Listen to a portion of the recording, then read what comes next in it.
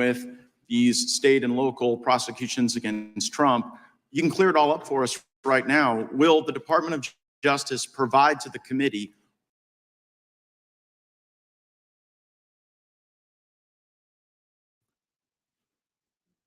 Are you ready? Okay. Without objection, Mr. Moore from Alabama will be permitted to participate in today's hearing for the purpose of questioning the witness if a member yields him time for that purpose. Good morning. Today's hearing is being called pursuant to the subcommittee's oversight responsibilities regarding regulatory reform and the administrative state. Our concern is that in response to the COVID pandemic, the administrative state, particularly leadership at the Food and Drug Administration and the Centers for Disease Control and Prevention, operated outside of their own rules, regulations put in place to guard against such behavior in the face of a national health emergency. Subcommittee oversight has found that in the wake of Operation Warp Speed, a federal effort to speed up COVID vaccine development, there were reports of vaccine injury. Further, the FDA and CDC had not studied whether people who had been infected with COVID even needed a vaccine or whether the vaccine would, quote, stop the spread, end quote. When the Biden administration took over in January 2021, the emergency use vaccine was being rolled out. Though the positive and negative effects of the vaccines were just beginning to be understood, there was immediate talk of mandating the vaccine and developing vaccine boosters. Let's be clear, the mantra since the first days of the COVID-19 pandemic was that the government would follow the science in all aspects of the pandemic response.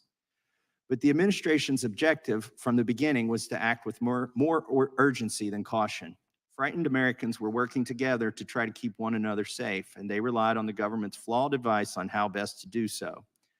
Through Operation Warp Speed, the FDA brought emergency use authorization, or EUA, vaccines to market, but these vaccines were not fully approved or licensed.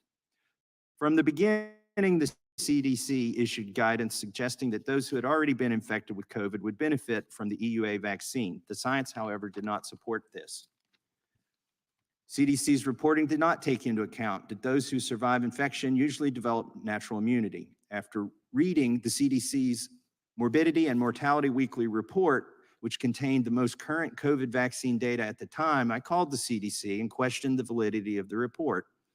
As the recently released subcommittee report details, the administrative state at the CDC circled the wagons. Rather than being receptive to my correction of their admitted miscommunications, CDC officials doubled down on the claims, warned members of their team, private citizens in fact, that I had called and refused to make the changes they said they would make to the report. We know through other committee oversight that the Biden administration eventually grew so bold as to seek censorship of vaccine critics. As for mandating vaccination, full FDA approval, not emergency use authorization, is needed to force someone to take a vaccine legally, as has been the case with vaccines required to attend public schools and colleges. Acting FDA Commissioner Janet Woodcock began working on getting a fully approved COVID vaccine in early 2021. Pfizer filed their Biologics License Application, or BLA, to seek full approval on May 12, 2021. Under normal circumstances, a BLA takes a year to complete. A fast-track BLA can be ready in about 8 months, which meant full approval by January 2022. Working on the vaccine license approval were Dr. Marion Gruber and Dr. Philip Krause, both who have about 30 years, 3 decades of experience in vaccine reviews, 2 of the world's best and most recognized scientists in vaccine licensing. Dr. Gruber and Dr. Krause strongly supported vaccines and were relied upon by the World Health Organization for guidance and advice during the pandemic. These 2 scientists, working alongside a team of experts, committed to completing the BLA in only 4 months, by September 15, 2021, something that they explained would be unprecedented. Overseeing the operation with Acting Commissioner Woodcock was Dr. Peter Marks, Director of the FDA's Center for Biologics Research and Development. Drs. Gruber and Krause reported to Dr. Marks. As we know, vaccine injuries were already being reported in 2021, including instances of myocarditis in healthy young people. Drs. Gruber and Krause were aware of the reports, but wanted more time to evaluate the data. Dr. Marks asked them to move the BLA completion up 3 weeks, which would be in line with Biden's expected mandates. Doctors Gruber and Krause explained that moving the approval date up would mean cutting corners and lowering standards. But Dr. Marks told Acting Commissioner Woodcock that he had Operation Warp Speed to live up to. They then removed Dr. Gruber and Dr. Krause from the licensing application review, the top two experts at the FDA, taken off of the job because they wouldn't do what the politics wanted them to do. After the FDA rushed the licensing process and began promoting boosters and expanded the vaccine authorization to include children, Doctors Gruber and Krause expressed their concern in a Lancet Medical Journal article about the boosters. Pfizer released a video encouraging people to get their vaccine because it works against then recent Omicron variant, despite not having the data to back it up. Take a look.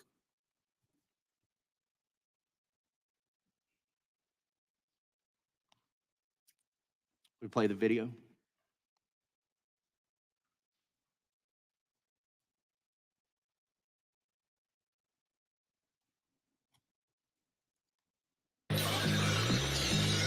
You know that unwelcome guest everyone wishes would just leave already?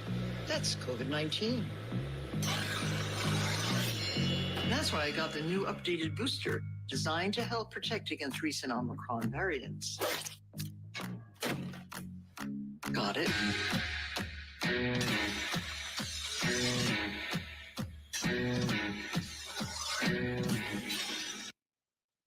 We'll talk about this video later. There were some things missing there at the end. Soon after, the FDA and Dr. Marks created 41 videos to assure the public that the vaccines were safe. In one video, Dr. Marks suggests that there is no harm to fertility, although he actually did not have data to back up the claims. Let's take a look at that video.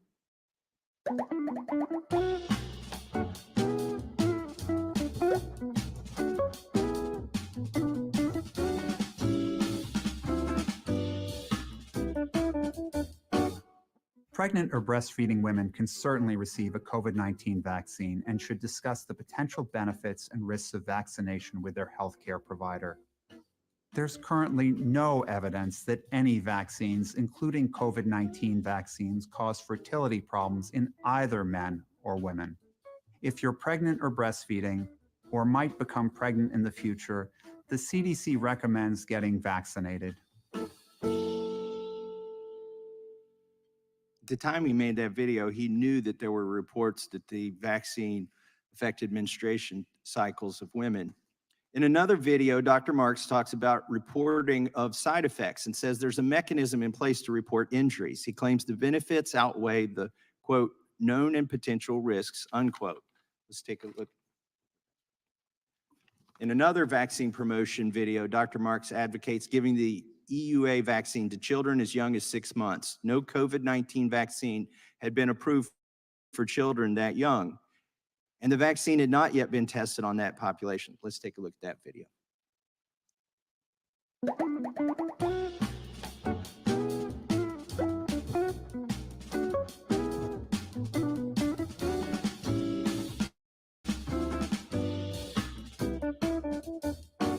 In FDA's analysis for both the Moderna and Pfizer-BioNTech COVID-19 vaccines, the immune response to the vaccines in each age group of children was comparable to the immune response of the older participants.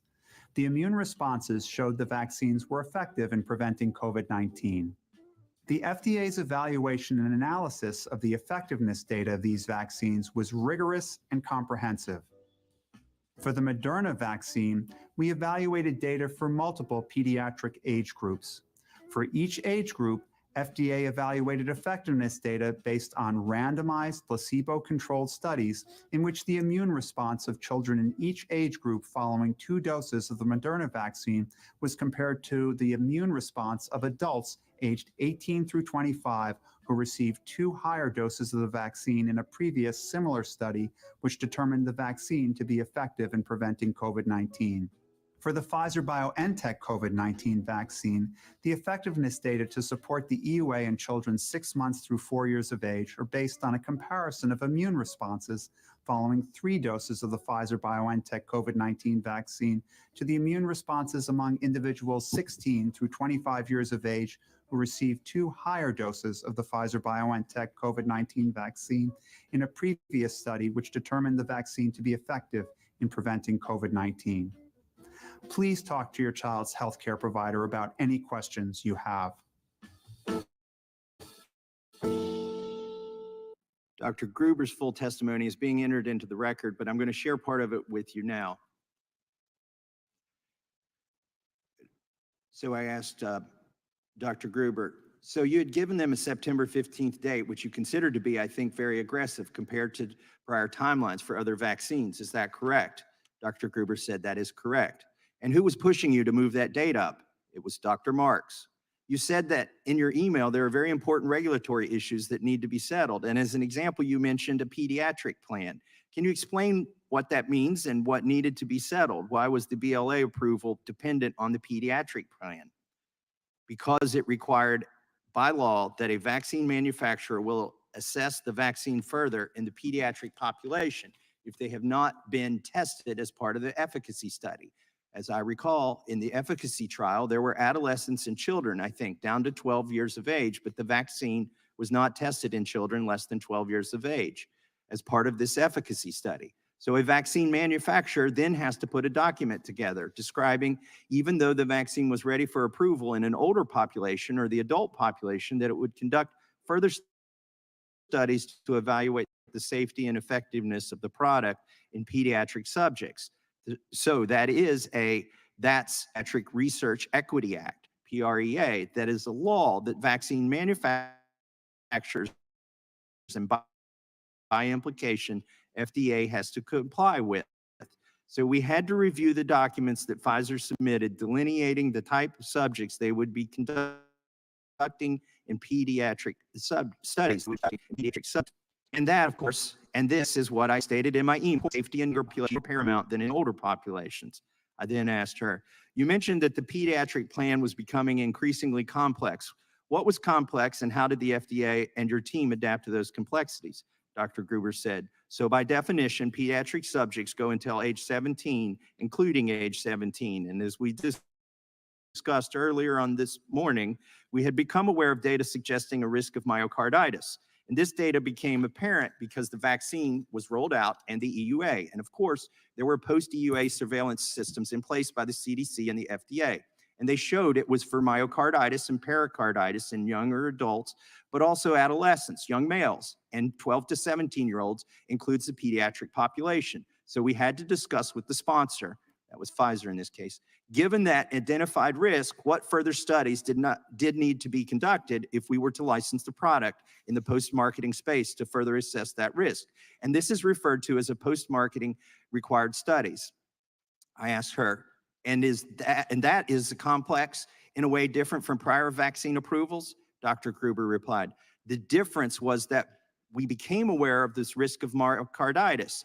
If there would not have been this information and this data, there would not have been a need to require Pfizer to conduct post-marketing required study to further evaluate the safety signal as the regulations prescribe. And so we also had to review proposed protocols for that further post-marketing required study. And that also comes with, they have to give us a date when they're going to initiate this trial, when they're going to conclude these studies. So this is where review activities were ongoing at that time. And I asked her, and that's part of the timeline that Dr. Marks was asking you to compress. Dr. Gruber said, yes. So our counsel said, so it's fair to say that you were it had been raised, I'm sorry, our counsel asked, so that it's fair to say that it had been raised that to you that the data regarding myocarditis or the pericarditis side effects, you determined that based on the data before this July 19th meeting. Is that timeline accurate? Or could you elaborate on when you had found out about myocarditis side effect and relevance to this meeting? Dr. Gruber said, the vaccines were rolled out under EUA and the decision to authorize the Pfizer vaccine was made in December 2020.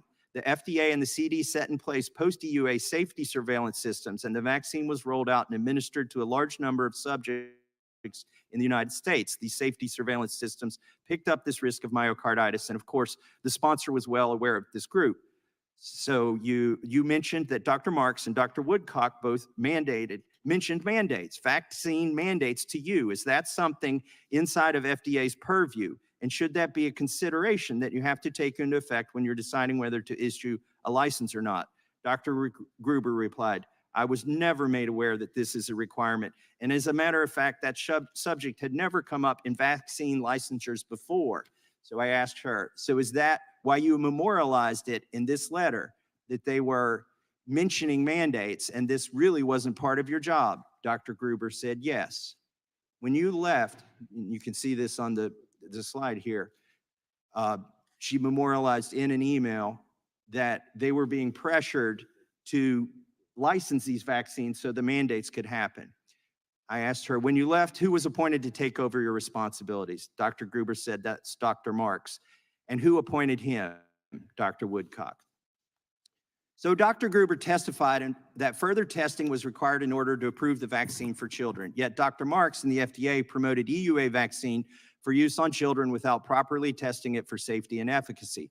The Biden administration was mandating the vaccine on the military and young people going to school, despite a lack of testing and data, despite growing reports of vaccine injuries.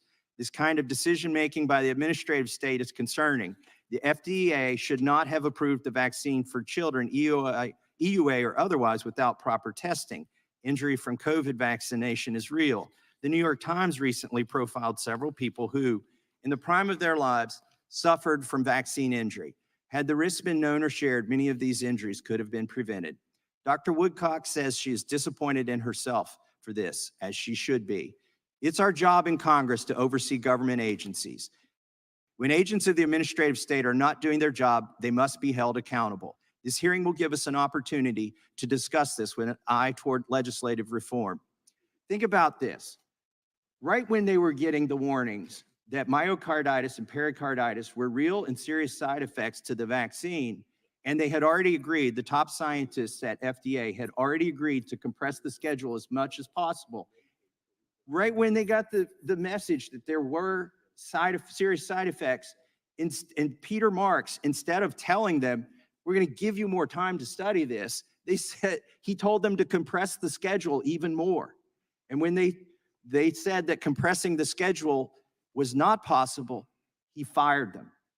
He took them off the job, assigned them to other duties. The top vaccine officials who've been there for 30 years, taken off the job because they wanted more time to study the effects of the vaccines, and they were told that they needed to do this quickly because they needed to be mandated. With that, I yield to the ranking member for his opening statement.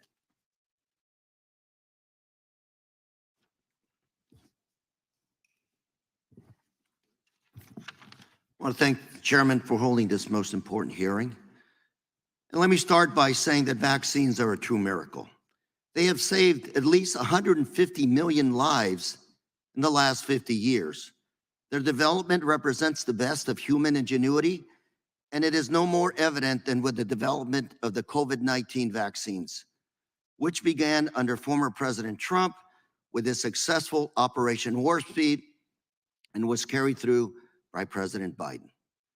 And my hat's off to the great scientists who created these vaccines and the leaders at the FDA and CDC who made the brave decisions to get them out to people as quickly as possible while still making sure that vaccine shots were safe and effective. People have worked tirelessly over the years to monitor the safety of these vaccines, and they've learned from this, constantly improving their knowledge and applying it quickly. They faced an almost impossible task of battling an emerging, devastating, and rapidly changing crisis. They fought through exhaustion and disappointment, and they explored every avenue to combat this killing machine. Facing unprecedented circumstances, they did what we all try to do, to make the best, the most rational decisions with the information in front of all of us. And time has proven that they made the right decisions, and those decisions saved millions of American lives. Does that mean mistakes were not made? Of course not. Can lessons be learned? Absolutely. But yet, hyper-focusing on the potential misstatements that may undermine the critical, important work that has been done is not the answer. In fact, in the US alone, between December 2020 and November 2022, the COVID vaccine saved more than 3.2 million lives and kept more than 18.5 million people out of hospitals. These are just numbers, folks. These are real people. These are friends, family, neighbors that are healthy and alive today. In this hearing, I am reminded of the darkest days of the pandemic. The fear and anxiety watching COVID virus take so many people from us. Over 1.1 million to date. And I remember the morgues overflowing with bodies, the emergency rooms packed, and doctors, nurses, and other medical professionals exhausted emotionally and physically. And like all of you at home, I worried about my children, my wife, and my elderly father at home. My wife is an OB-GYN doctor working the emergency room. She treated women in the ER room, walking in patients, walk-in patients she'd never seen before. This is before the COVID vaccine. She did her job, delivering babies in the middle of pandemic. My wife was part of the happiness and joy felt by parents when they see the birth of a healthy child. The arrival of the first vaccination shots brought a wave of relief, a hope that many lives would be spared from such a horrible and tragic death. And I heard from friends how relieved they were when they actually got the vaccine. And of course, the vaccines were not a cure-all, but they vastly improved America's chances of survival. We should not make the perfect the enemy of the good. And make no mistake, in my opinion, this hearing should be about transparency and the decisions made by the FDA and the CDC under very difficult, high pressure, constantly changing circumstances. I am all in favor of transparency,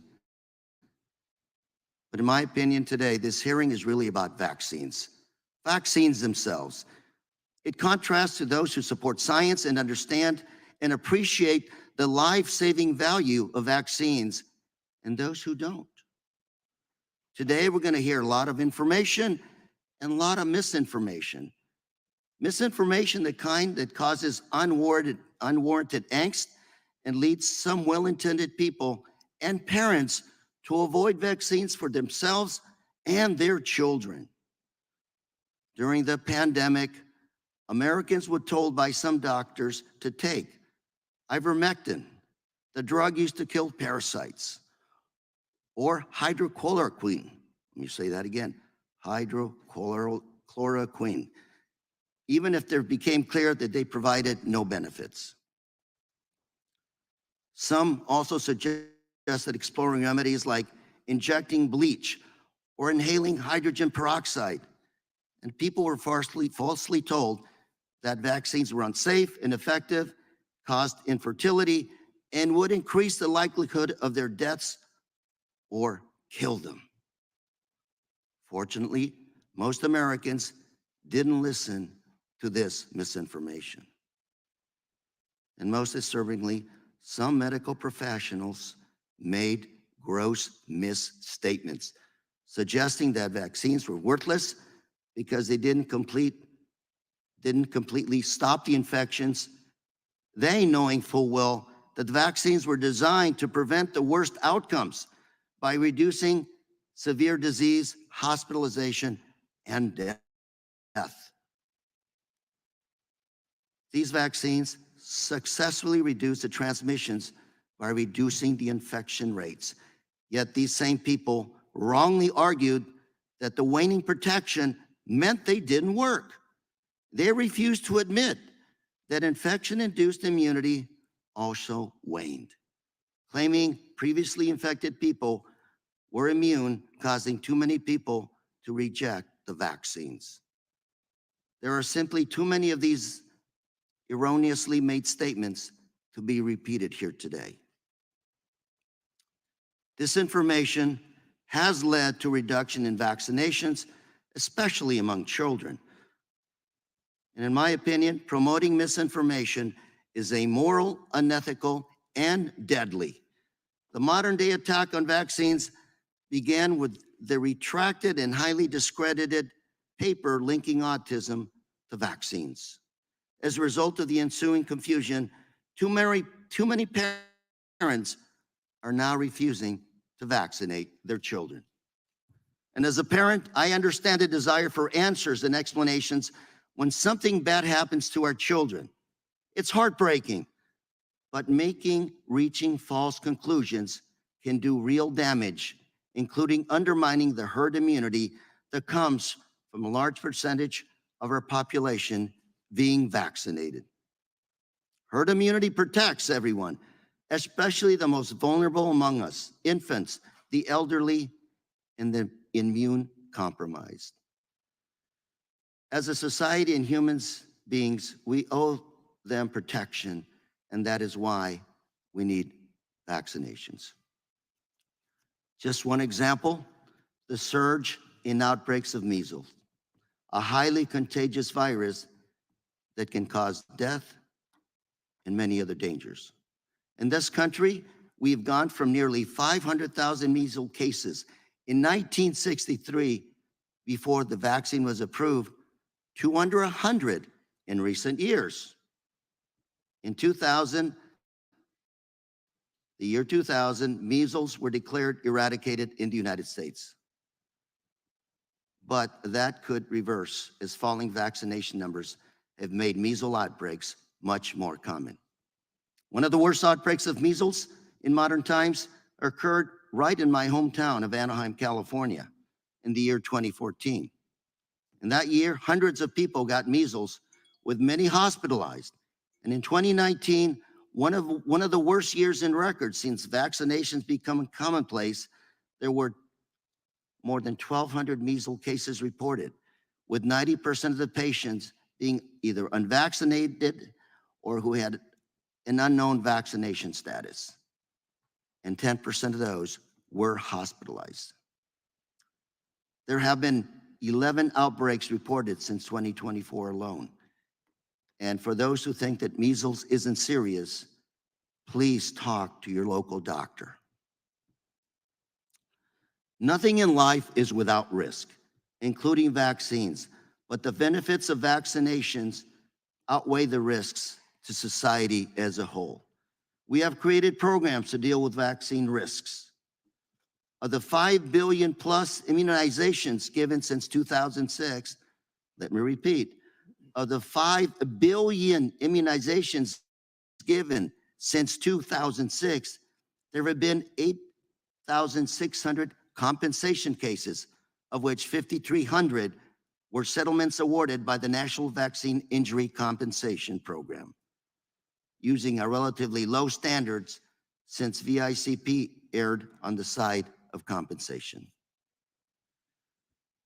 Mr. Chair, I see today's hearing as an opportunity to right some of the wrongs that occurred during the pandemic, to shine a light on the misinformation about vaccines, and specifically the COVID-19 vaccine.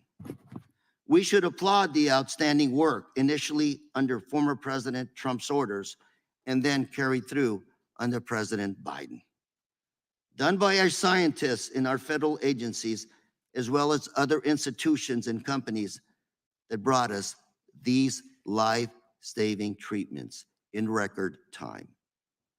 We have the responsibility to all Americans to shoot down conspiracy theories, misstatements that can cause grave harm to the American people, especially those that are most vulnerable, our young, our children, and elderly, and those immune compromised. And today, I'm here to do my part. Mr. Chairman, thank you, and with that, I yield. I thank the ranking member, Mr. Correa, and now I recognize Mr. Jordan for his opening I statement. thank the chairman for all his hard work on this issue and for this hearing. The ranking member just used the term misinformation a couple times in his opening statement. I'll give you misinformation. Misinformation is when the government told us that the vaccinated couldn't get the virus. Misinformation is when the government told us the vaccinated can't transmit the virus. Misinformation is when the government told us masks work. Misinformation is when the government said 6 feet social distance is based on science. Misinformation is when the government told us it wasn't gain of function done in the lab in Wuhan, China. And misinformation is when the government said it can't be from the lab. It has to be a bat to a pangolin to a hippopotamus to people, and then we all get COVID, right?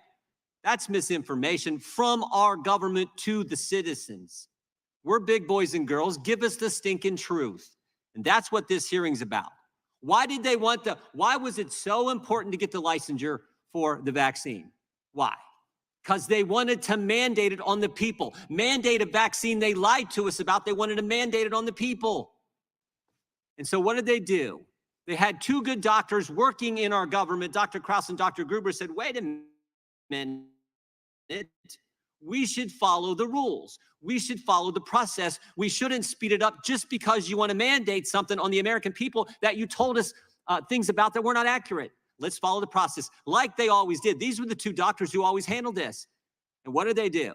They kicked them to the curb. They said, no, you're not doing it fast enough. The Biden administration wants to mandate the vaccine on our military and on businesses all across this country. And so they got kicked to the curb and they sped this thing up. And maybe people were harmed because of it. And I'm not against vaccines. I wasn't against this vaccine. All I'm saying is let's do it right. And oh, by the way, let's not have good doctors like Dr. Vaughn change how they treat their patients for some political agenda driven by the government who misinformed the citizens about this pandemic. That's why this hearing's important. I yield back to the chairman. I want to be clear, today's hearing is not an anti-vaccine hearing. Of course it's not. Today's hearing is about what we need to do to restore faith in our public health institutions like CDC and FDA. And the misinformation and the skipping of steps does not give trust to these organizations. Another piece of misinformation is that natural immunity isn't real. Now, I see that votes have been called. I'm going to recognize the ranking member for his opening statement, and we're told that they are going to gavel down on this first vote at 20 minutes. So anybody that wants to get a head start, go ahead. And after the ranking member delivers his statement, we'll take a brief recess. I yield to Mr. Nadler. Thank you, Mr. Chairman. Once again, we're here to explore another Republican conspiracy theory grounded in misinformation that places ideology over facts. It is the result of yet one more so-called investigation by the majority that has borne no fruit, despite consuming many months and untold hours of staff time, as well as the time of our federal agencies, not to mention many wasted taxpayer dollars. But just because the latest fishing expedition has turned up no evidence of wrongdoing does not mean that it is harmless. In fact, it is quite the opposite. By attempting to undermine confidence in the safety and efficacy of COVID-19 vaccines, their unsupported and disproven claims have real and devastating consequences to the health of our nation.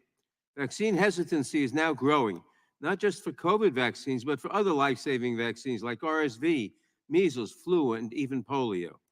Let's remember how we got here. As of this week, 7 million people worldwide have died of COVID-19, including 1.1 million Americans. In January 2021, when President Biden took office, the COVID-19 pandemic was hitting its deadliest peak so far, with over 3,000 Americans dying every day.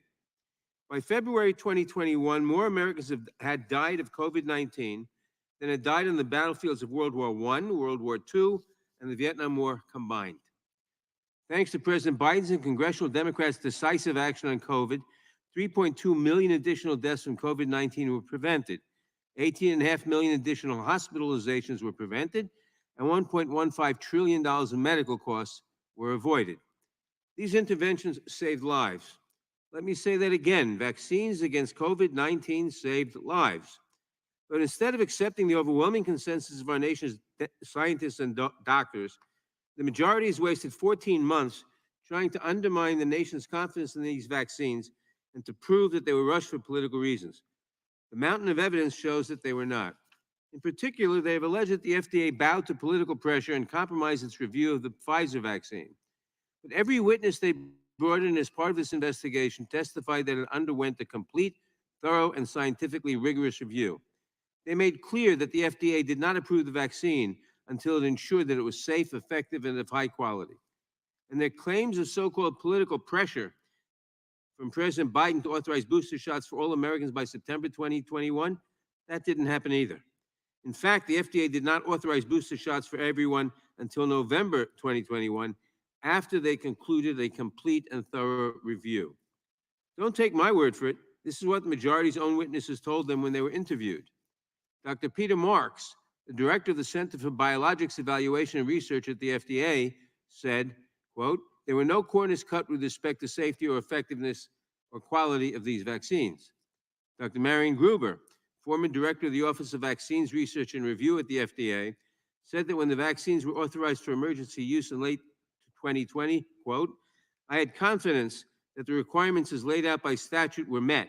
And as I said before, may be effective and the known and potential benefits would outweigh the known and potential risks." Dr. Philip Krause, former deputy director of the Office of Vaccines Research and Review at the FDA, and the witness here today, said, quote, "It turned out the vaccines blew away those criteria. The vaccines were about 95% effective, and the lower bound was in the high 80s or even above 90% for one of the vaccines. And so the public could have very high confidence that those vaccines worked," close quote. Despite the rigorous and independent assessment by the FDA in reviewing these vaccines, the majority is providing a platform today to those who seek to perpetuate its campaign of mis- and disinformation about COVID-19 vaccines. It is bad enough that they are trying to undermine confidence in vaccines that were essential in bringing an end to the devastating COVID-19 pandemic. But their efforts have a far more pernicious impact. They are weakening support for a wide range of vaccines that have kept Americans safe for decades. Vaccines for measles, RSV, flu, polio, and for many other dangerous infectious diseases have been proven over and over again to be safe and effective. But a determined campaign against them have led to declining rates of vaccination throughout the nation. For example, after holding steady for a decade, routine vaccination rates for kindergartners have not yet rebounded to their pre-pandemic levels. This puts us all at risk. Congress has heard evidence time and again that these vaccines are safe and effective. We know that vaccinations reduce mortality rates, but instead of promoting public health guidance based on science and facts, House Republicans have joined efforts to spread misinformation with utter disregard for the health and well-being of their constituents. I urge my colleagues to retreat from this dangerous path. I thank the witnesses for appearing today, and I yield back my time. Thank the ranking member. Without objection, all other opening statements will be included in the record. We're going to recess now for votes on the floor, and please come back as soon as those votes are over. We'll start when we return with the introduction of witnesses. Committee now stands in recess.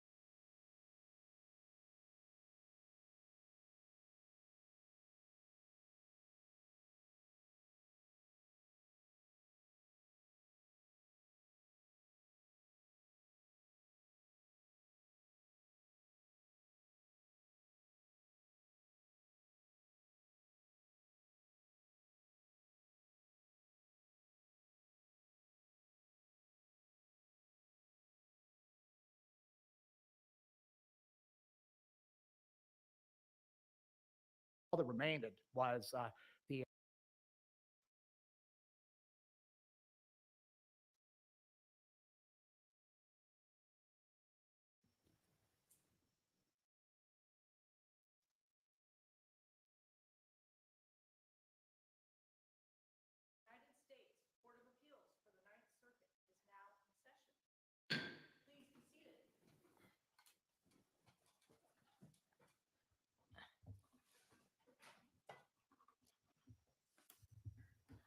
Good morning and welcome to the Nakamura Courthouse here in Seattle, Washington.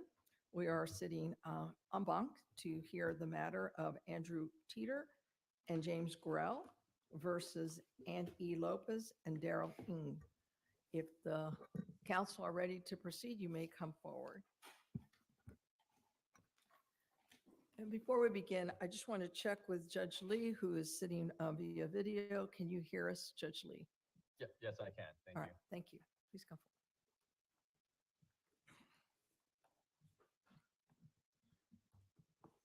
Morning, Your Honors. May it please the court. My name is Alan Beck on behalf of the plaintiff appellants. I'll endeavor to reserve 10 minutes for rebuttal. Hawaii law remains a unconstitutional infringement on my client's Second Amendment rights.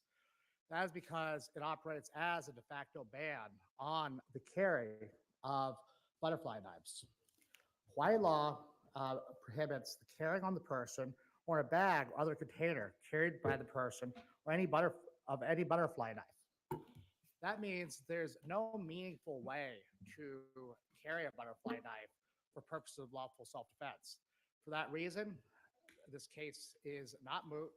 And in Bruin, the Supreme Court found that arms which are commonly owned are there must be a right to carry them for purposes of lawful self-defense.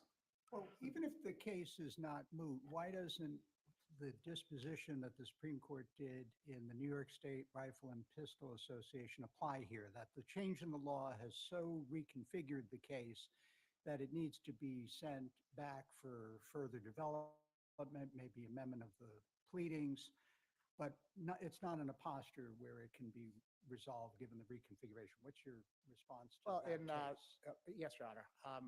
In that case was completely moot. All the Supreme Court did was remand back to the trial court to see whether there could be a amendment of the complaint to either for nominal damages or otherwise keep the case alive. And that case ultimately dismissed because there was no mechanism to do so. And here, remand just simply is not proper. Counsel, can I ask you, didn't you in the district court explicitly represent that through the instant suit plaintiffs were challenging Hawaii's restriction on open carry? No, Your Honor. We asked to either to possess and carry butterfly knives in the trial court. In the district court opinion, interpreted our challenge as an open carry restriction because at the time, Peruta was on the books of the 11-judge en banc opinion, which found that concealed carry was simply completely outside of the scope of the Second Amendment right. So all that remained was the open carry component. I thought that you had an exchange with the district court during the motion for summary judgment hearing regarding the scope of the suit. And it seemed like you attempted to distinguish the historical laws because they dealt with the concealed carry of Bowie knives and other weapons and not bans on possession. And so it just seemed to me that this was the first time that you were seeking to change course and argue that the plaintiffs have in fact been seeking to enforce concealed carry. So I was confused by that. Yes, Your Honor. We are seeking to carry.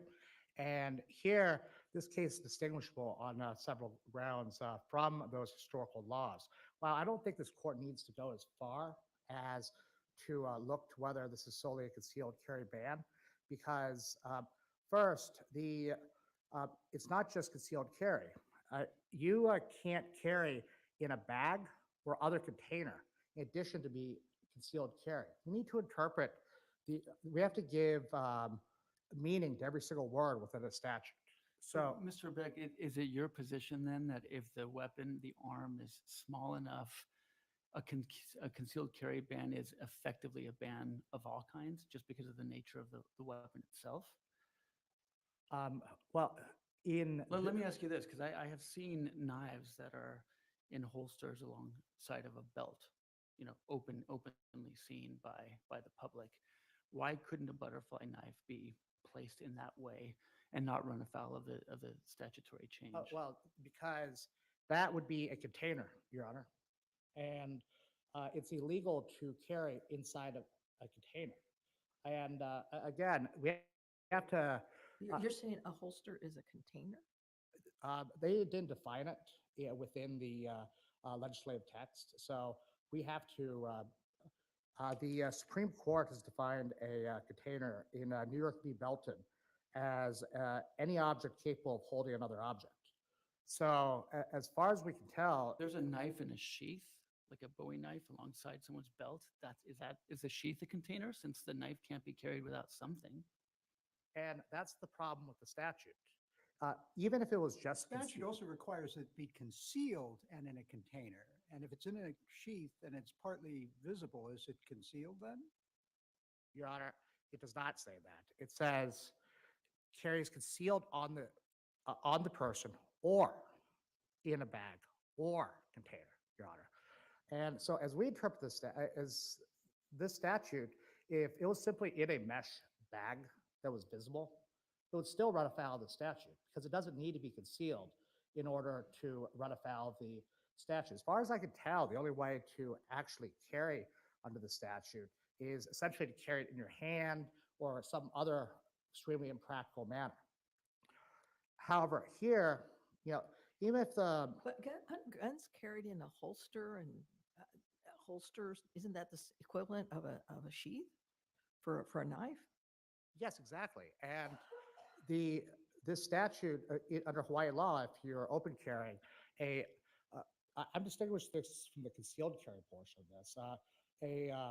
You can openly carry a firearm in a holster, and it doesn't run afoul of Hawaii's concealed carry laws. I want to go back to the language of the statute. It says any person not authorized by law who knowingly carries concealed on the person or in a bag carries concealed in a bag. I don't see it skipping over the word concealed in the second clause. The way that we've read this is that it's or. It's or, but it's or between two prepositional phrases, on the person, in a bag, and both of them follow carries concealed. So it has to be both concealed and in a container. If this court decides to adopt that reading of the statute is still unconstitutional. The reason for that is there is no historical tradition of prohibiting the concealed carry of pocket knives. Counsel, if I can have you circle back to Judge Collins' original question up here. I know that's a lot of faces to search out. Thank you, Judge. Go back to Judge Collins' earlier question about the adequacy of the record in this case. One of the arguments that you raised in your briefs is that most knives can be openly carried because there's a clip that you can clip to the pocket, and your argument is that these butterfly knives can't be carried in a similar manner. What in the record tells us that? Shouldn't we remand this case, assuming that it's not moot? Should we remand this case to give the state an opportunity to demonstrate that these knives can be openly carried in the same way as all other knives that you're talking about in your argument? No, Your Honor, for a couple of reasons. One, this was an affirmative choice that the state of Hawaii made to repeal the last iteration of the butterfly knife ban. And it would set a horrible precedent to allow a state to attempt to moot its own case after losing in front of a 3-judge panel, and then seeking. No, my question is, assuming it's not moot, there's a question as to whether the record is adequate. Your argument that you made is that most knives can be openly carried, but that these particular knives can't, just because their configuration is such that they can't be openly carried in the same way as other knives. So my question to you is, why shouldn't we remand for further development of the factual record to give the state an opportunity to demonstrate whether these knives can be carried in the same way as other knives that you're talking about? I'm not familiar with openly carrying knives. So Yeah. whatever it is that you're saying in your briefing can be openly carried, I don't know whether these knives can be clipped to pockets in the same way as other knives. And why shouldn't the state have an opportunity to develop that record? For a couple of reasons, Your Honor. First, I don't believe that issue is dispositive of the case. They can be decided simply because this is a concealed carry ban, and there's no historical tradition on prohibiting the concealed carry of pocket knives rather than Bowie knives, handguns, etc.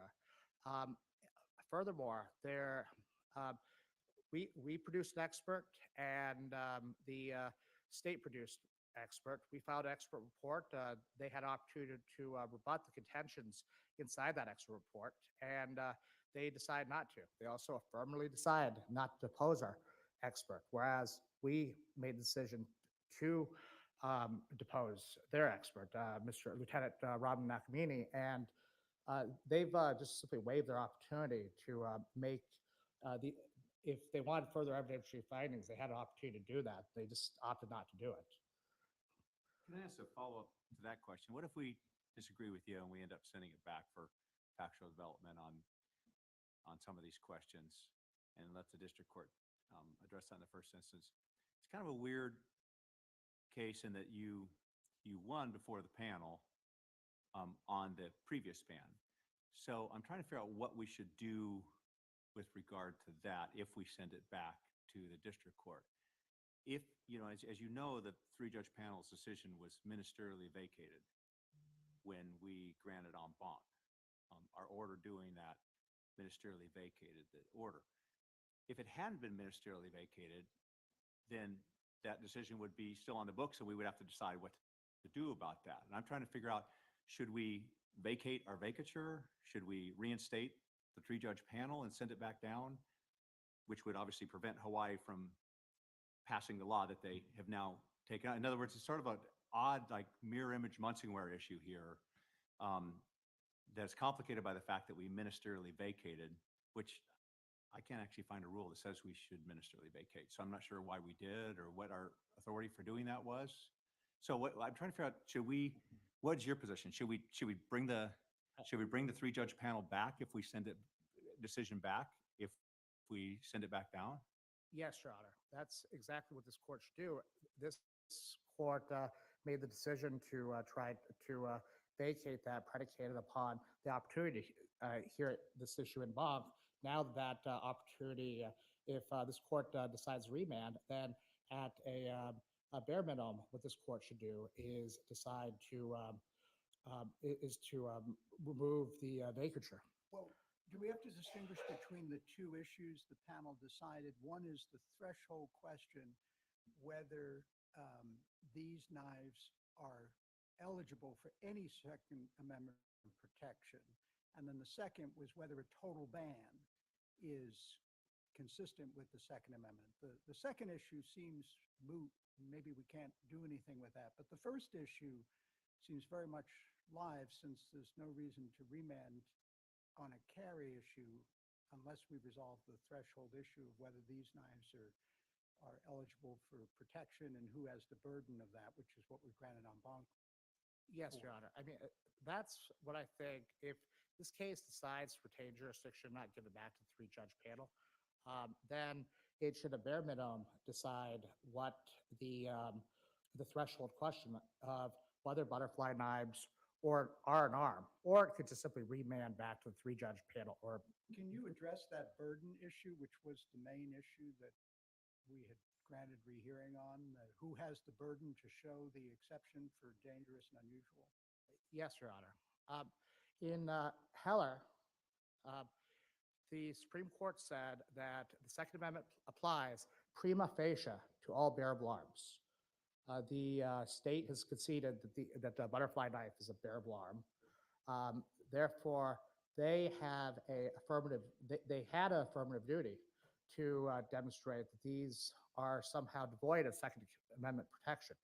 And in Brune and most recently in Rahimi, the Supreme Court has reiterated that it's a presumptive protection to the Second Amendment, to a Second Amendment protection to all bearable arms.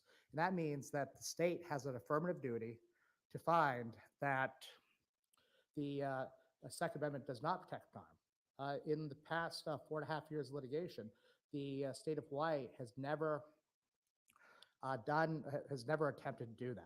And Can I ask, why do you think it's appropriate for us to reach that question? I mean, if the case that you brought is moot,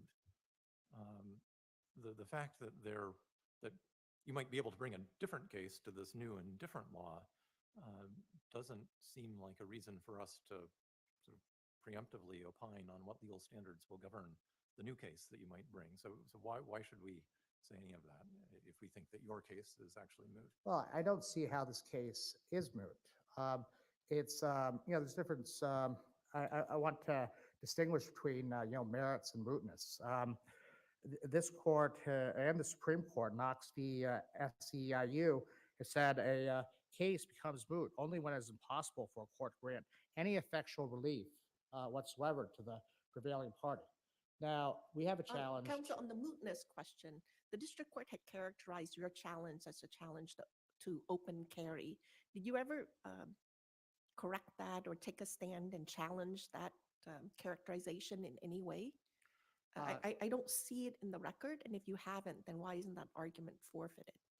Well, Your Honor, again, it was an interpretation at the time that the trial court opinion happened.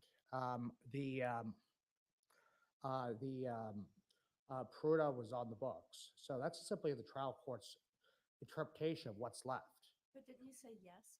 The district judge asked you, your claim is that you can't openly possess or openly carry a butterfly knife. And the record indicates the counsel said, yes, there was no pushback, or no, we're also alleging our rights are infringed because we can't have a concealed carry of one of these knives. So that to Judge Wynn's point, seems as if you've agreed that the case was about open carry and possession. And now that the statute has changed, I don't fault you for this because the statute changed. So now we're dealing with something entirely different. But I didn't see any argument that concealed carry would violate the Second Amendment. Our briefing within the trial court simply was on carry itself because Right. So you just said carry. You didn't specify open or concealed. But when the district judge said open carry, counsel said yes and agreed that was the claim. And the declarations to show injury were about possession, and that's no longer an issue. So I see it as a mootness problem and possibly a standing problem. yes, Your Honor. Again, we were addressing that under the legal landscape that occurred in the while we were litigating that case. We weren't forfeiting or waiving any sort of claim. That's fair. But a lot of things have happened since you started litigating this case, which is why we're now in a completely different posture. So Brune was decided, and then the Hawaii statute was amended, and now Rahimi's been decided. So why doesn't that suggest that this should be sent back to the district court for the parties to develop the record and make arguments based on the statute that's on the books now? Because again, not to belabor this point, but they've made a affirmative. They made a decision that they were going to remand. I'm sorry, not remand. That they were going to get rid of their own statute. And first, they shouldn't be rewarded for attempting to rob this court of appellate authority. I mean, is it your suggestion that the amendment to the statute was enacted as part of an effort to manipulate the court's jurisdiction? Yes, Your Honor. And what evidence of that do you have, or is it just the coincidence in timing? I mean, that's not part of the record, but I have spoken to several people that I'm pretty active in the Hawaii deal with the Hawaii legislatures, and a lot of my clients are. And yeah, they've told me that this was done in response to the litigation. But you're familiar with our decision in Board of Trustees versus Chambers, an en banc opinion from roughly 2020, where we clarified when a change in legislation moots a case, right? And there has to be some reason for us to believe in the record that this was nefarious or in some attempt to manipulate jurisdiction so that, in fact, after the case is mooted, Hawaii would turn around and reenact the prior statute. I mean, is there any suggestion that that's what they're going to do? I'm fairly confident that if this what this I will look through the legislative history. There's been a couple state legislatures that have spoken candidly to just people in general about that this was done in response to. You have to point to something in the record, counsel. I Is there understand. anything in the record?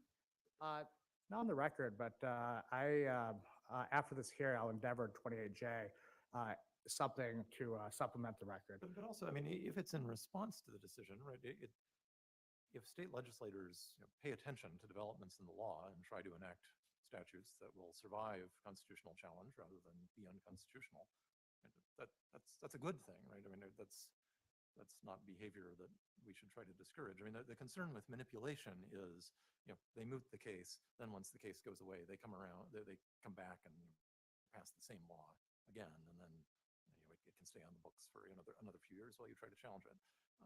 That's the manipulation threat, and it doesn't sound like you're suggesting that that's what anybody is planning. At least in their the states in banc, I think the real concern is they don't want to be able to. They're attempting to rob this court of its jurisdiction to be able to decide live case controversies. It was done because there was already a 3-judge panel opinion. It would be one thing if they had done this prior to the 3-judge panel opinion, but this was a clear attempt to try and vacate that negative precedent. But I thought they did it after the en banc had already been granted, didn't they? So the 3-judge panel had already been vacated by the time the change came. I mean, Yeah, I believe the law was being written just immediately after. You may be correct on the date it of was passage. passed, but your Yeah. point is the process started. Yeah. for them. But yeah, so part of this colloquy, it seems like the concern that that the Supreme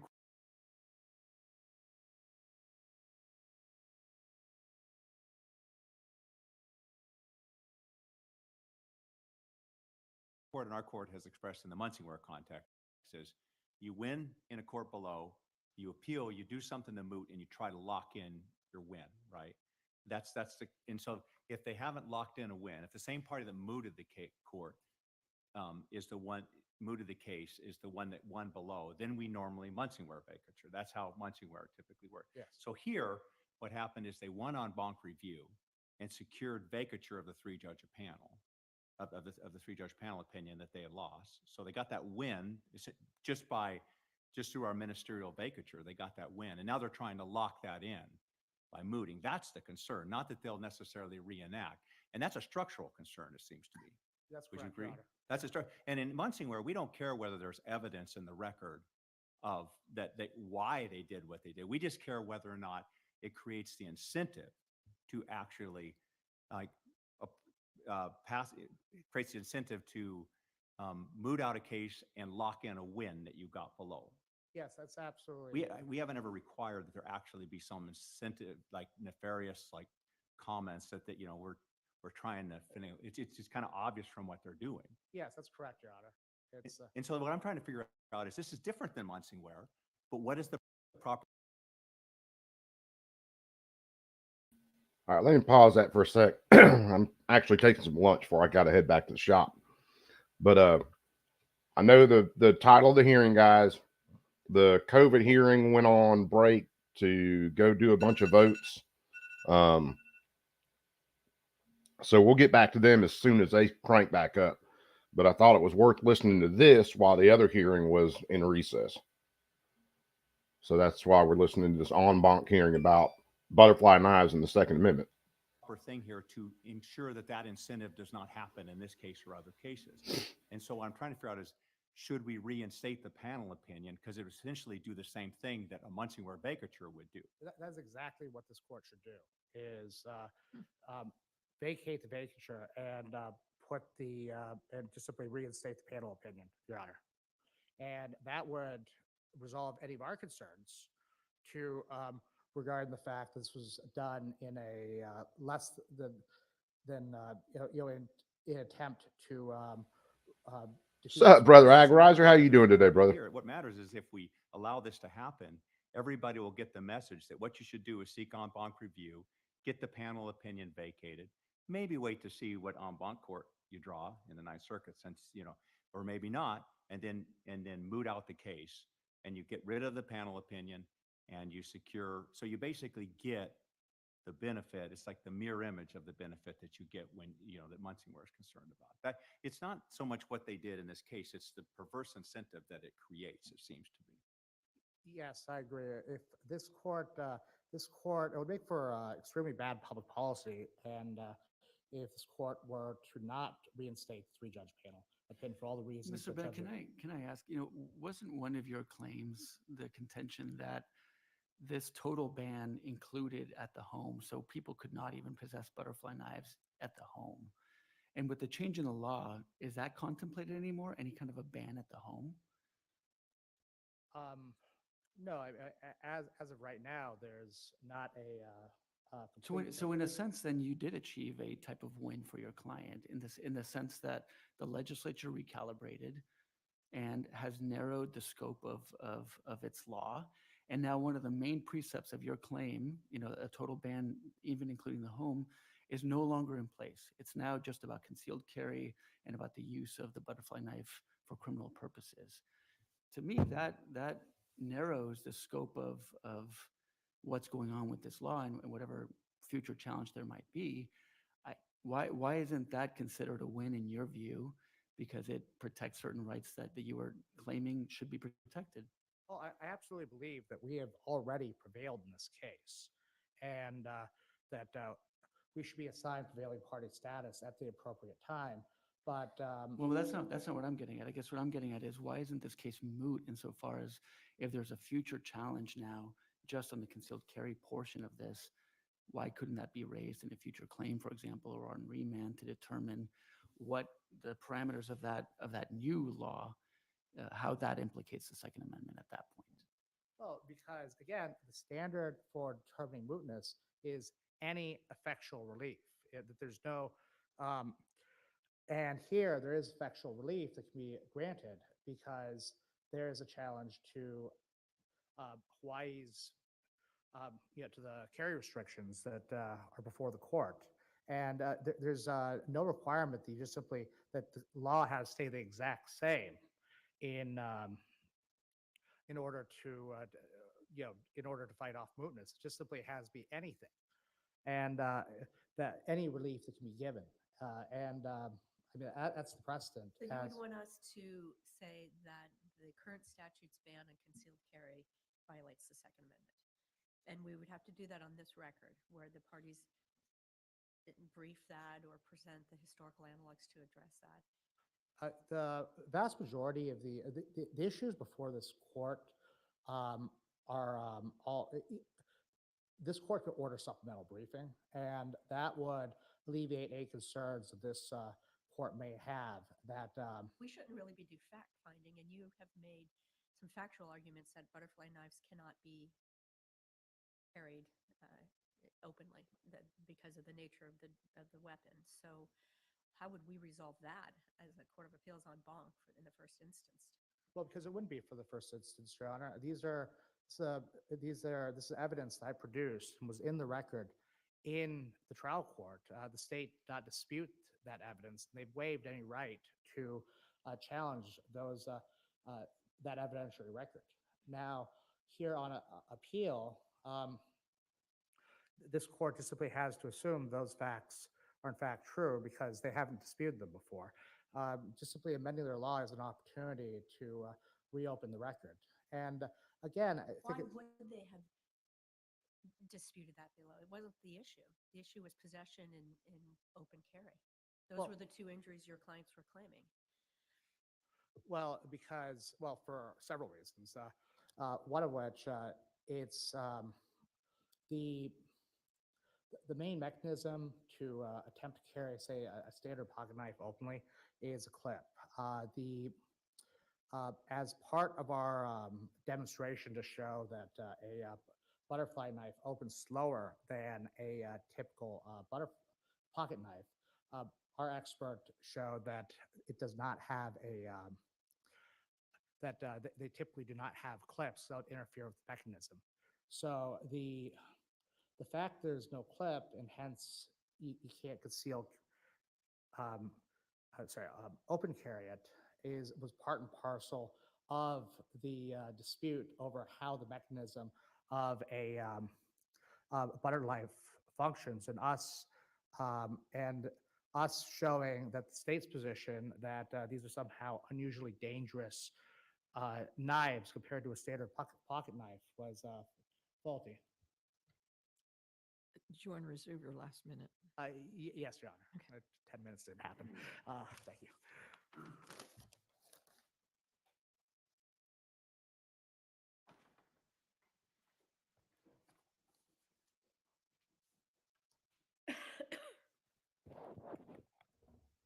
Good morning. Thank you, Chief Judge Murguia, and may it please the court. Reedy Swanson on behalf of the state appellees in this case. This case is now moot. This case was brought and litigated as a challenge to Hawaii's ban on possession and all public carry of butterfly knives. That's how this case was litigated from the very beginning, and the plaintiff's insistence that they now wish to challenge a ban on concealed carry of butterfly knives is contrary to numerous representations that they made. Does the complaint limit to concealed carry, or does the complaint just say carry? The complaint's prayer for relief just says carry, and I don't think we would be making this argument if we were just stuck with the complaint. Although I will say that the complaint says at paragraph 11, defendants retain the ability presumptively to regulate the manner of carrying arms. So from the very beginning, they were already saying the manner of carrying is subject to presumptive But regulation. that's not a concession. No, Your Honor. This issue. And the main thing you're relying on is this exchange with the district judge on ER 61 and 62, where the district judge is trying to clarify the scope of the challenge and says, are you challenging the entire statute? We would like to carry it, but we're making two separate challenges, both in the home and the carrying, Your Honor. And then the court responds, well, didn't the Ninth Circuit rule against you in Peruta on that, en banc? And then the response, in Peruta, the Ninth Circuit ruled that there's no freestanding right to concealed carry. And then the court goes on and says, but there's been no ruling, has there, as far as the right to carry openly, correct? And then the response is the Ninth Circuit found that a 3-judge panel that you have a constitutional right to open carry outside the home, however the opinion was taken en banc. And then comes the summary comment from the court. You're challenging both the right to possess a butterfly knife in your home as well as the right to carry it openly in public. Isn't that on that record just a development of the arguments left after Peruta and not a forfeiture of a claim that if the law changes and the statute changes, that I'm not saying anything else about carry? I think you're right, Your Honor, that if that were the only thing we were relying on, we would also have a harder argument, but it is not.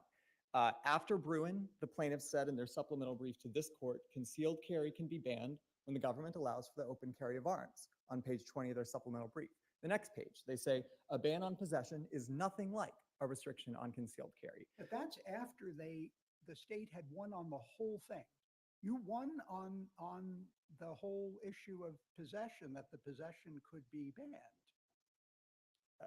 in the district court. Yes, Your Honor, this was in their appellate brief. So I'm Right, saying. so they're attacking a broader position where a ban on total possession has been upheld, and they're saying, well, you can't have that extreme position, and that doesn't, the district court didn't reach the issue of whether or not carry would be separately a problem if possession could not be banned. Well, I don't think that's how I read those sentences in their brief. It's not that they're saying, this isn't a case about concealed carry. They're making an affirmative representation to the court. Concealed carry can be banned when the government allows for the open carry of arms. That's an unqualified statement that they repeated. If I can interrupt, I'm looking at the brief. It actually says these cases stand for the proposition that concealed carry. So I think they're talking about the cases at the time. I don't think they were necessarily asserting their position. I'm afraid I don't really see the distinction, Your Honor. They're describing Well, what I the mean, law case is law based here, on. well, the case law here has been shifting quite dramatically over the past several years. So, and given the shifting legal landscape, to say that you forfeit the argument when, one case was good at one point, no longer good, it just seems a little hard to say that you forfeit the argument. Well, isn't this oh, sorry, finish answering that question and then I'll ask a follow-up. No, Your Honor. All I was going to say is, we think the court can resolve this issue of mootness on the basis of waiver. But if the court doesn't agree, and the court thinks that there may be some surviving aspect of the challenge, then the Supreme Court gave a roadmap for how to handle that situation in City of New York. My friend on the other side said that City of New York was completely different because the case here was completely moot. That's not an accurate description of that case. What happened there was the challenge was to a flat ban on transporting weapons in the state of New York. The state amends that law, and the plaintiffs were making an argument much like the plaintiffs are here. They're saying, well, actually, the new ban still puts a really heavy burden on what we want to do with our weapons. And there was a dispute, I think, between the parties about whether that claim had been preserved, about whether a retrospective damages claim had been preserved. The Supreme Court says, you know what, that's not how this case has been litigated in lower courts. Let's send it back. Let's let the lower courts sort out, first of all, whether this issue has been preserved, and second, if so, to address it in the first instance. And so the that court said that even with respect to claims that may not yet have been raised because of the reconfiguration of the case, correct? that's exactly right. Yes. And so maybe this whole issue of whether or not they didn't technically preserve concealed carry isn't really relevant when the state has reconfigured the whole case, and the New York State case says, well, then it goes back and you sort out all the problems that arise from that. Well, right. I mean, I think there were not the same issues of affirmative waiver in City of New York that you have here. There was no evidence, for example, that the plaintiffs in that case had previously taken the position in their briefing that it would be okay if the state of New York had enacted the statute that it did. But that, I think, is really the only difference between City of New York and this So case. can I ask, so if we went that direction, you've heard the questions I've been asking, and I'm looking at the New York case here. Munsingware vacated the Second Circuit decision, right? Yes, Your Honor. Who had won in the Second Circuit? I believe the state had, Your Honor. The state had won. Who won in the Ninth Circuit in your case? Well, temporarily, the plaintiffs did. Right, But and then you secured a ministerial vacature of that by getting en banc granted, which is different. Than if the Supreme Court, if you sought certain, the Supreme Court had granted the New York case, the Supreme Court's New York case, that they would have vacated the Second Circuit decision if it had been similarly situated to this case, to where the state had actually lost at the Second Circuit and then done something to moot the case. yes, Your Honor, I think that evidence really comes from Munsingware itself. The Supreme Court says in Munsingware that the point of this practice is to clear the path for future litigation. No, Munsingware, that I think it's exactly the opposite of that. Certainly, as Munsingware has developed in the Supreme Court and in our court, if the state loses, that's the rule in Munsingware. In Munsingware, if you win and then there's something to moot and try to lock in your win, then equitably we're going to take away your win, because you don't want it. That creates the potential for gamesmanship. But if the state loses and then does something to moot, which is what happened here, then normally we don't vacate the decision, right? A couple of things going on in there. I think, first of all, Your Honor, I don't think it's accurate to say that the state lost here. I think the timeline is really important. The full court did vacate. I don't think I agree that it's a ministerial vacater. Say that again.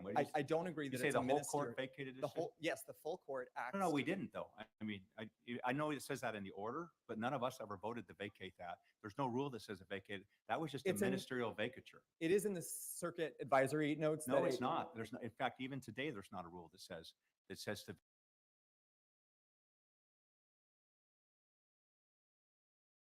Treatment of patients with COVID-19. Dr. Andrew Pavia is the George and Esther Gross Presidential Professor, Chief of the Division of Pediatric Infectious Diseases, and an adjunct professor of medicine at the University of Utah. He also serves as Director of Hospital Epidemiology at Primary Children's Medical Center. Dr. Pavia served as an advisor to the CDC and Utah Department of Health on COVID-19, and he is a member of the NIH COVID-19 Treatment Guidelines Panel, where he was the pediatric team lead. We welcome our witnesses and thank them for appearing today. We will begin by swearing you in. Would you please rise and raise your right hand? Do you swear or affirm under penalty of perjury that the testimony you are about to give is true and correct to the best of your knowledge, information, and belief, so help you God? Let the record reflect that the witnesses have answered in the affirmative. Thank you, and please be seated.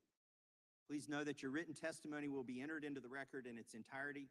Accordingly, we ask that you summarize your testimony in 5 minutes. Dr. Kraus, you may begin. Thank you, Chairman Massey and Ranking Member Correa, for the opportunity to share my experience and views today. My name is Philip Kraus, and I worked at the FDA for 30 years until fall 2021.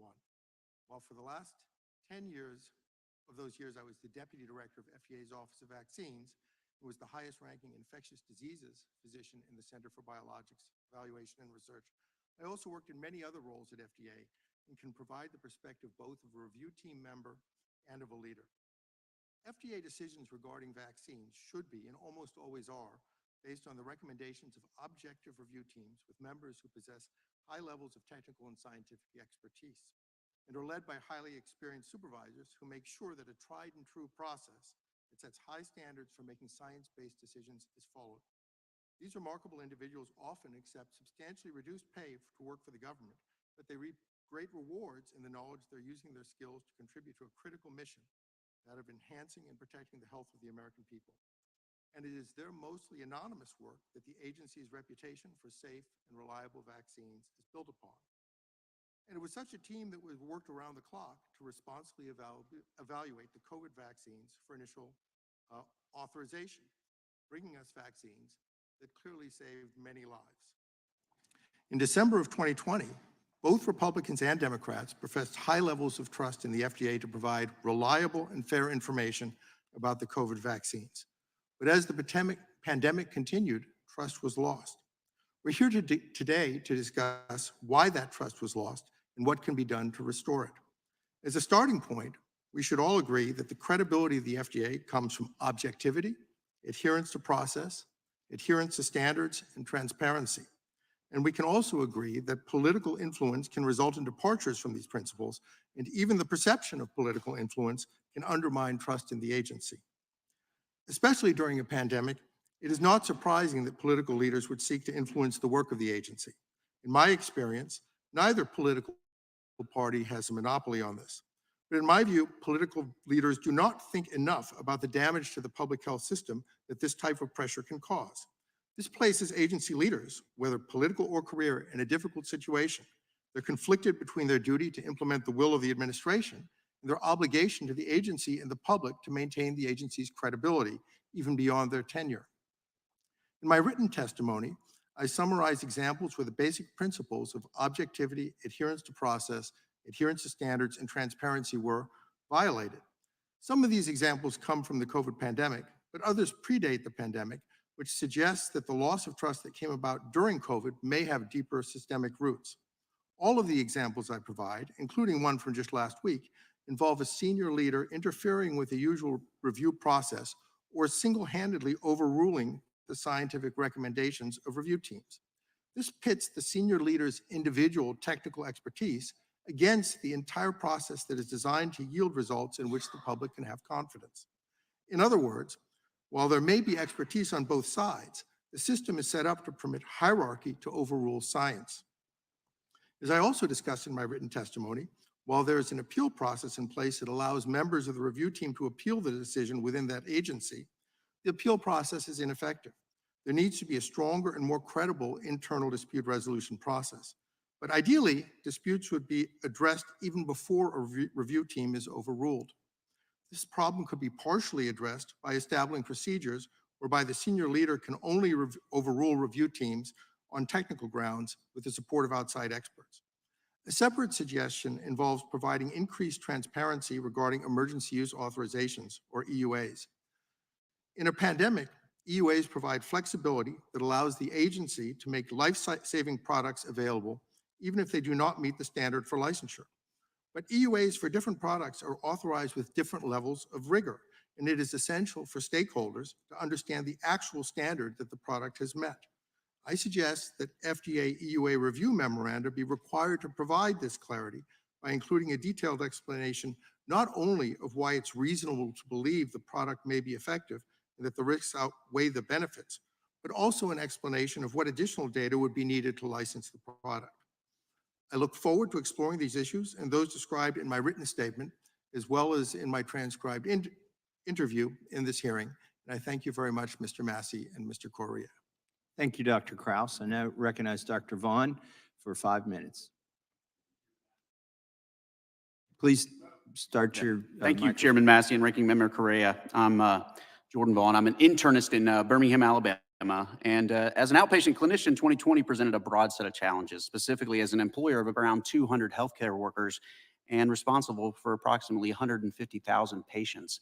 My company had to set out and do the right thing. And as a community, we solved the problems of a lot of things in regards to how to take care of people with COVID, doing things like test and then getting them monoclonal antibodies immediately upon testing positive that they met criteria, to the number of about 10,000 monoclonal doses, all the way to making sure that the regular care of my patients was taken care of on a daily basis for patients with diabetes and other such things.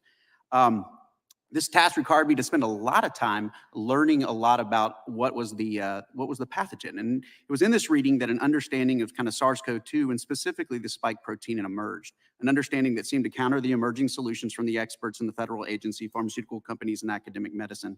Based on my reading and clinical experience, what made COVID-19 especially unique and deadly was the spike protein. Spike protein, specifically the S1 subunit of this protein, is pathogenic. It's immunotoxic, it's cytotoxic, it's coagulopathic, it's amyloidogenic. It's every word you probably don't want to be associated with whatever disease somebody tells you about. The proposed solution was a novel mechanism of injecting liponanoparticle-coated modified messenger RNA that encoded for a stabilized form of this very thing. And that at first worried me, mainly because of the people that actually had already had COVID. So at that point, I felt that one of the things that I did was actually I had probably one of the largest reference labs there in the outpatient setting, and I had a machine that actually told me who actually was seropositive for COVID before a vaccine was given. But as I started to give the vaccine, I started to notice that some of my patients had some interesting side effects. My first encounter was a 69-year-old patient of mine who'd been my patient for about 10 years. He developed a significant short of breath, elevated BNP, elevated D-dimer, and as much as I wanted to think he had a pulmonary embolism, he didn't based on the CT scan that was done. Instead, again, driving me back into the research that was available thanks to the National Library of Medicine, I was able to find out that the coagulopathic effects of the spike protein can cause something like this, started him on anticoagulants and antiplatelets, and was able to get him better, which was kind of started my journey. Though often called long COVID, is the other thing I want to talk about. It's really the devastating effects of the spike protein to multiple systems, and it's changing the landscape of a lot of the medical disciplines. The cardiologists are seeing it, the neurologists are seeing it. They really don't know what to do with it. Since 2022, after my early encounter with the unique vascular and coagulation issues with the spike protein, I've seen over about 2,000 unique patients. All of them have sequelae from a COVID-19 injection, a SARS-CoV-2 infection, or unfortunately, most often both. Especially in those with vaccine injury, their faith in medicine and public health is shattered. Many of those patients were holdouts from getting vaccinated because they knew their own immune system sensitivities or they had already had an infection of COVID. One of the ways that I had actually pointed it out to them because I actually had the serum samples that could prove their antibody evidence. However, it was under the August 2021 military service member, federal employee, and OSHA mandate that these individuals faced the decision to either vaccinate against their conscience and common sense or lose a career in gainful employment. Disabled from the adverse effects of these mandated injections, the profession they once held dear is an afterthought to just hoping to diagnose and a diagnosis and possible treatment. Among the most egregious is kind of our service members needlessly harmed. Actually, my nurse practitioner, her husband is in the military, went to West Point. And so we have a very good connection with the military in Birmingham. And the amount of young individuals that following the injection had significant issues like shortness of breath, myocarditis, or basically are now being medically discharged because they're unable to complete their physical requirements in the military is fairly devastating. At least in my clinic, it's 30 individuals. My main area of clinical expertise happens to be on the coagulation effects. I actually was able to reach out and meet Risa Pretorius and Doug Kell, and actually am able to look at what the spike protein can do to plasma, causing fibrin to aggregate, and aggregate in a way that makes it very hard to break down. And it causes a lot of issues that are difficult for physicians to look at, is because the small vessels are usually where it's affected. It's not the big vessels that we target. So it's really the federal regulatory bodies, including the FDA, that we task this to be forthright, unbiased, and responsive to the efficacy and evolving evidence of risk and consequence. A watchdog and overseer of the pharmaceutical industry, instead the FDA's director of a CBER, advertised and advocated on YouTube for a product they were tasked with regulating and overseeing. I thought that was inappropriate because in the same way, informed consent is the foundation of the patient-physician relationship. And absent this information forthcoming, that relationship's irreparably harmed. So when we talk about vaccine hesitancy, a lot of it is just the relationship between the physician and the doctor has now been broken. So in closing, I often think back to something I read a few years ago about following science. Over the past few years, we've heard media, public health officials, and politicians use the phrase follow the science. The problem with following the science is that science does not lead anywhere. Science is an observer, measurer, and descriptor, not a leader. Individuals lead. Pressing science to lead is a way decision makers avoid accountability for choices they make on the public's behalf. The leader is appealing to the authority of science to decide a course of action to conveniently sidestep accountability in the event of failure. I implore my physicians and scientists to not follow the science, but lead humbly with science for the good of our patients. Thank you, Dr. Vaughn. Mr. Siri, you're now recognized for your opening statement. Thank you. Good morning. As mentioned earlier, I'm the managing partner of Siri & Glimstad. While our firm has a number of practices, we have a vaccine practice with over 40 professionals. We do all areas of vaccination law, including injury, exemptions, policy work. When we litigate a case involving vaccines, we cannot appeal to our credentials. We must prove our points with high impact data and high impact journal sources, often government data. I believe it's from that perspective I was invited to speak here today.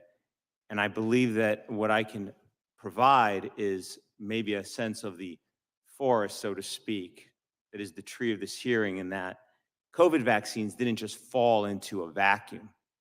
They fell into a very well-established economic and regulatory model that has developed over the last 40 years with regards to vaccines in the United States of America.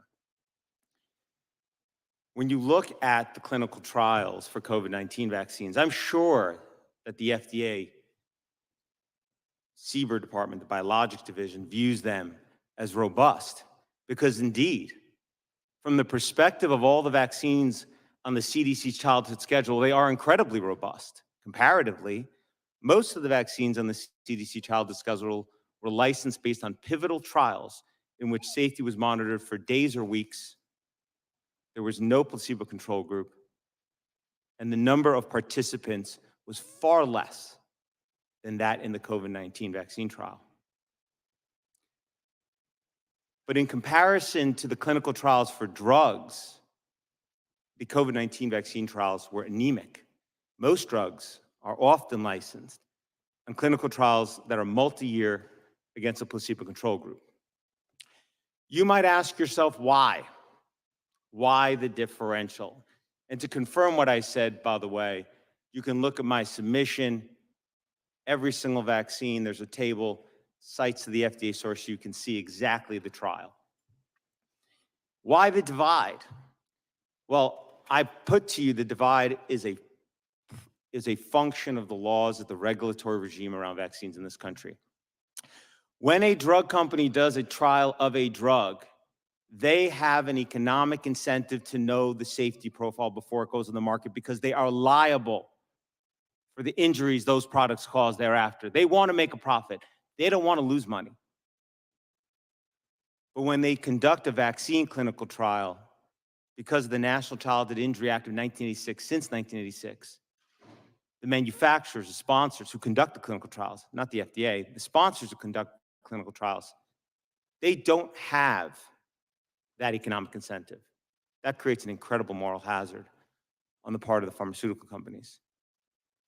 And I believe that that is the primary reason you see a huge delta between the trials relied upon to license COVID vaccines and drugs. Could you put that chart back up, please, again, one more time, that I just saw flash on the screen? The next one, please. Nope, back to. Well, it's in my submission, and it was the second slide I provided, and it showed the difference between, keep going to, if you keep going, two more, one more. Thank you. So you can see on the left side, these are the top 5 selling drugs that Pfizer has according to one publication. And you could see 4 of them are drugs, one's a vaccine.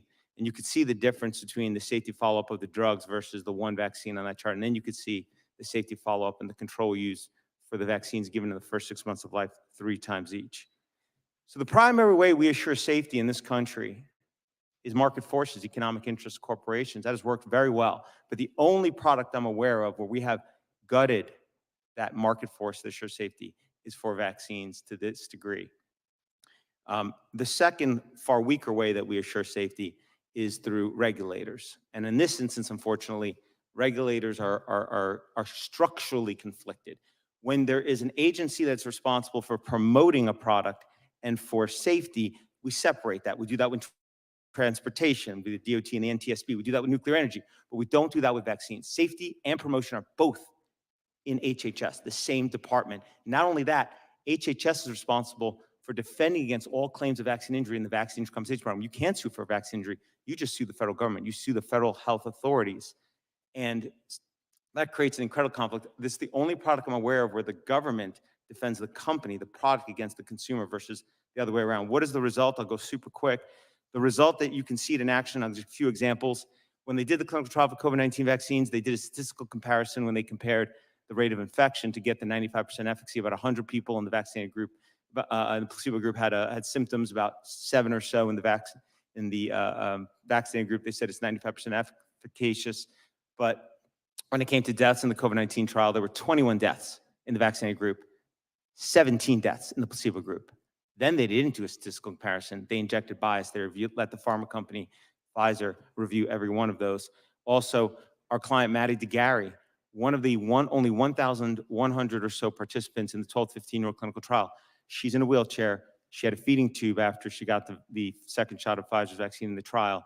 Pfizer reported it to the FDA as functional abdominal pain, that she had a tummy ache. When we told Pfizer about it, when we told the FDA about it, and they finally actually listened, it took numerous letters, they shrugged and whitewashed it, instead of giving Pfizer an incredibly hard time for giving them false information. VAERS data, the CDC had a preset method by which they were going to do signal detection called PRR. Well, when we finally got the PRR data, it showed incredible signals.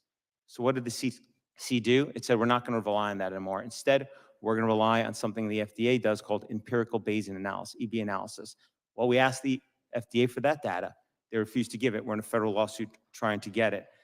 vSafe is the CDC's premier safety system for vaccines, COVID-19 vaccines. They fought us for 2 years in federal court. We finally got that data. And that system of 10 million individuals, and I will stop. I will yield, and I will just end by saying that I submit that in looking at the forest to solve a lot of the ills that plague what we're going to talk about today is we need to restore liability back to the manufacturers. We need to be able to hold them accountable for the injuries from their vaccine products. Thank you. I thank the gentleman, and now I'll recognize Dr. Pavia, and if you want a little extra time, you're welcome to take it as well. Thank you. Chairman Massey, Ranking Member Correa, and distinguished members of the subcommittee, thank you for the opportunity to testify. I'm a pediatric and adult infectious disease physician, or ID doc, and I worked for countless hours caring for hospitalized children who were severely ill with COVID-19, as well as working on healthcare safety and advising decision makers and leaders. Like all healthcare workers, I saw way too much tragedy and heartbreak And thankfully, I saw firsthand the significant differences our COVID-19 vaccines made. COVID-19 vaccines are safe and effective in greatly reducing the risk of serious illness, hospitalization, and death from the virus. They also reduce the risk of long COVID and multisystem inflammatory syndrome, or MIS-C, which is a very serious and potentially lethal complication that affects children after infection. COVID-19 vaccines are safe and effective by reducing COVID-19 hospitalizations and protecting healthcare workers. The vaccines help preserve our health system's capacity to care for patients.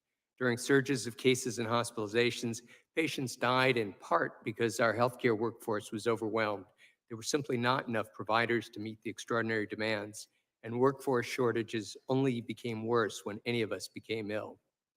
The COVID-19 vaccines were studied in large multi-center clinical trials and rigorously evaluated by the FDA, CDC, and both agencies' independent advisory bodies before being rolled out through authorization. And every medical product carries some degree of risk, and so it is for vaccines. But compared to other medical products, vaccines are exceedingly safe. Health problems do occur. And unlike what Mr. Siri said, there's a robust system for overlapping tools to investigate safety that continues for the entire lifespan of the vaccine, long after review by the FDA. Multiple careful investigations have identified some issues, but consistently found that serious adverse events associated with COVID vaccination are uncommon and greatly outweighed by the huge benefits of these vaccines. In September 2021, the FDA expanded the EUA for COVID-19 vaccines to include a booster for certain populations at high risk of developing severe illness. Data were clear that the boosters were safe and provided an enhanced immune response. And at that point, it was clear that the original two-dose vaccine's protection waned over time. It was a challenging decision to make in the fall of 2021. However, that winter, the Omicron variant swept across the country. Our hospitals were overwhelmed, and for about 8 weeks, more than 20,000 Americans died every week of COVID-19. Without the boosters, that death toll could have been higher. The benefits of vaccines for COVID and many other infectious diseases are tremendous. The Commonwealth Fund estimated that COVID vaccines saved the lives of 3.5 million Americans. CDC estimates that vaccination of children born between 1994 and 2021 in the US will have prevented 472 million illnesses, helped avoid over 1 million deaths, and saved nearly $2.2 trillion.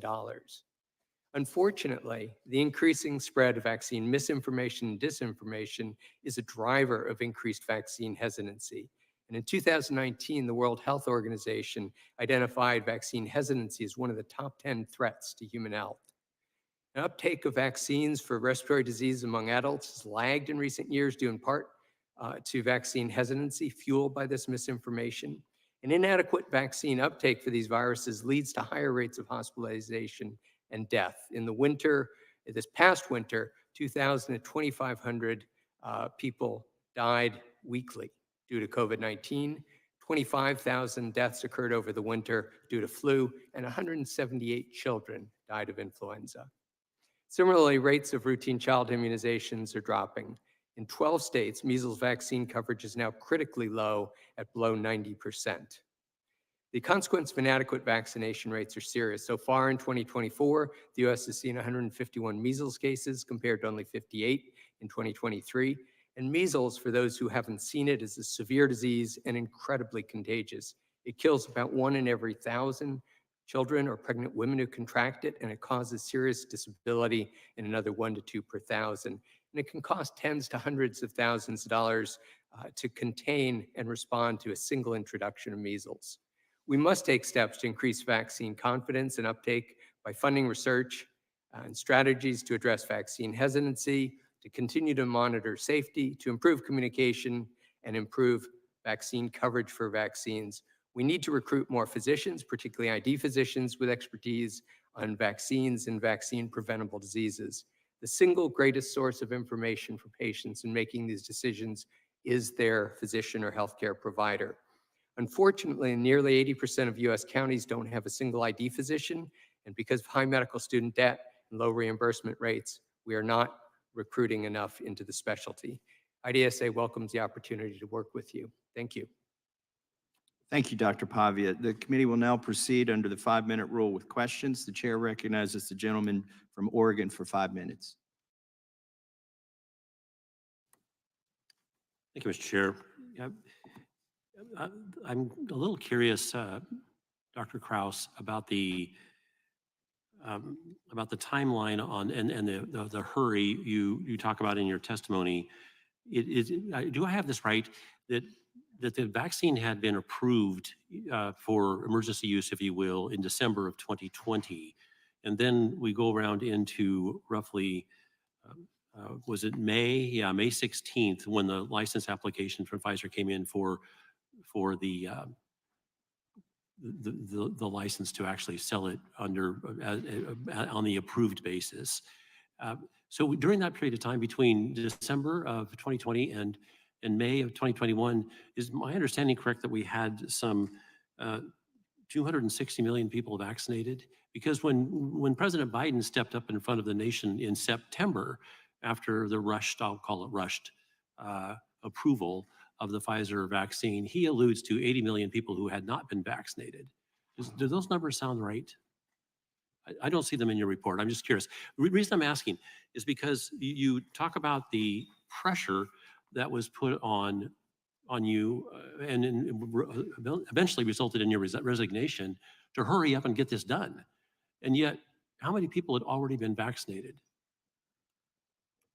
So I don't know the exact numbers, and so I can't dispute your calculation, but certainly a large number of people had already been vaccinated because the vaccine was made available under emergency use authorization, as you say, starting in December of 2020.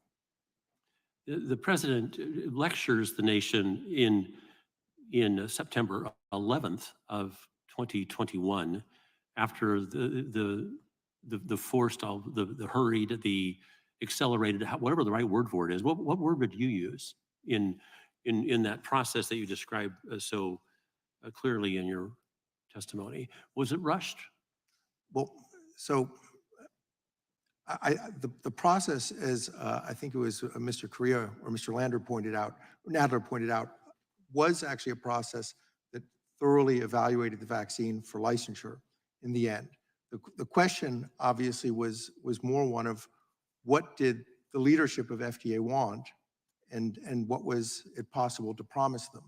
And so the leadership of FDA requested that the vaccine, that the office leadership, Dr. Gruber and I, provide them with a date by which we were certain that we could complete the review. And you did, and it was then they didn't accept it. They wanted it more quickly than the date that you suggested, even though the date you suggested was about half of the normal 6 months required. That's correct. They initially actually accepted a date that was beyond that, and then they also initially accepted the September 15th date. But then they came back and said, well, actually, we would like this to be sped up even more. Right. You suggest in your testimony that there was some use of the term mandate in those discussions. Well, in the main discussion with Doctors Woodcock and Marks, they cited mandates along with the need to increase confidence in the vaccine, which they thought would occur if the vaccine was licensed versus merely authorized, as well as concern that there would be increased number of cases in the fall as reasons why the licensure should be sped up. Yet that's not what really it appears that the president was concerned about. President Biden in September 11th, in his remarks, it appears that he was more concerned about the economy. He wasn't concerned about anything beyond that. He was saying, if we don't get everybody vaccinated, my economy may not be in the shape that I want it. And therefore, let's mandate it and force it upon those 80 million recalcitrant folk that don't want to take this vaccine. And that will get the economy back in shape. I don't have to worry about my reelection or whatever. I'm adding words that he didn't say. What I'm saying is he did refer to the economy. And so I'm just trying to get at what was the reason for the mandate when we already had this massive amount of people vaccinated? That's the question. And of course, the vaccine was still available to everybody who wanted it.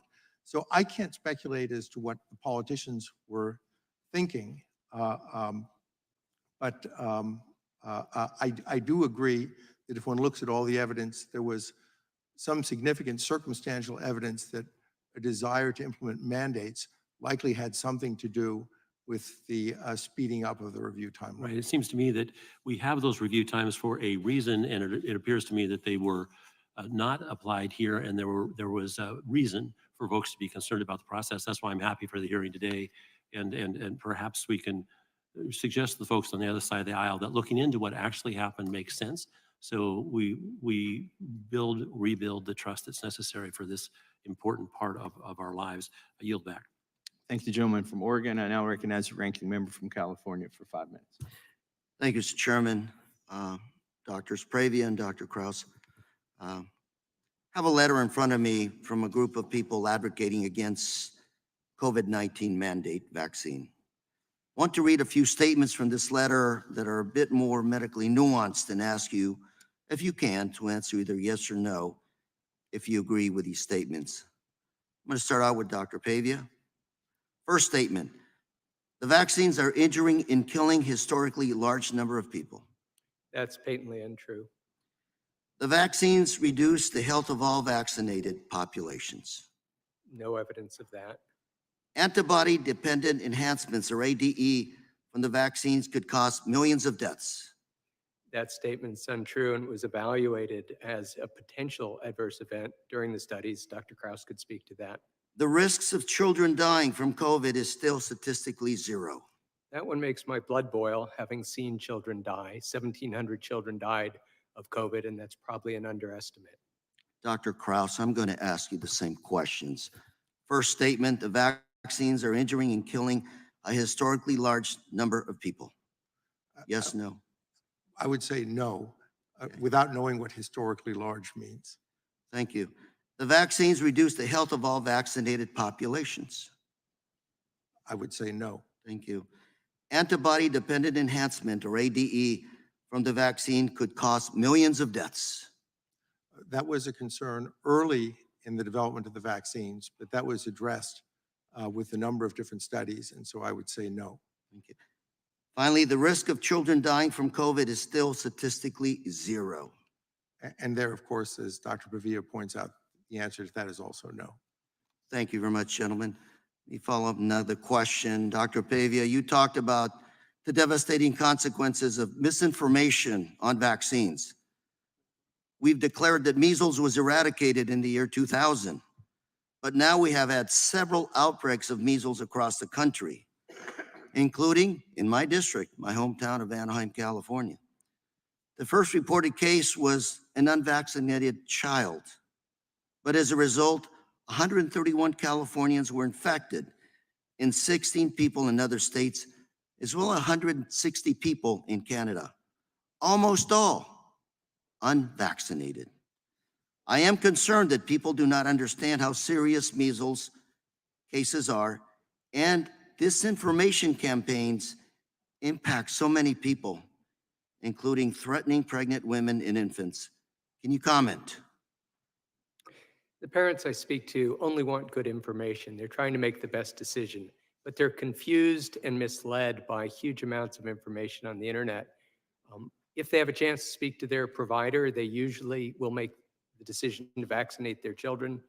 Unfortunately, what we're seeing now is that confusion often causes decision paralysis for parents, and that is making their children vulnerable to measles. Confusion resulting because misinformation, conflicting information. We all want to do the best we can for our children, for our families. They get conflicting information, so essentially you have paralysis when it comes to these medical decisions. You essentially have the problem of false equivalency. When you read something on Facebook, you don't know that that is different than well-run studies that involved hundreds of thousands of children. And so parents are understandably misled. Sometimes that misleading is actually intentional. Why would that be intentional misleading? Because there are people who believe passionately that vaccines are bad, that they're dangerous, and that they're part of a conspiracy to make money for Big Pharma. Dr. Pavia, there's been a lot of discussion about the COVID-19 vaccines and boosters. I saw firsthand the fear and angst among doctors and patients before the vaccines arrived. It's clear to me that these vaccines are safe and effective, and have saved many American lives. Do you believe vaccines save lives? Absolutely. Do you think that the government recommendations for vaccines were accurate and helped bring normal state of being in our lives? The availability of vaccines helped get people back to work. It helped them survive the infection. It helped our economy get back on track. It was incredibly important. Can you tell us about your experience with COVID, especially during the winter of 2021, and how that impacted the medical profession and your patients? The winter of 21-22 is when the Omicron wave surged, and it really overwhelmed an exhausted workforce. It caused close to record levels of hospitalization and deaths. And at that point, we had a decimated and exhausted workforce. So we saw patients dying of treatable illnesses like heart attacks because we couldn't get to them. We saw our adult hospital having to build an extra 50-bed emergency ICU to take the overflow. It was very helpful that our healthcare providers had gotten an additional dose of vaccine and felt more protected being able to come to work under those circumstances.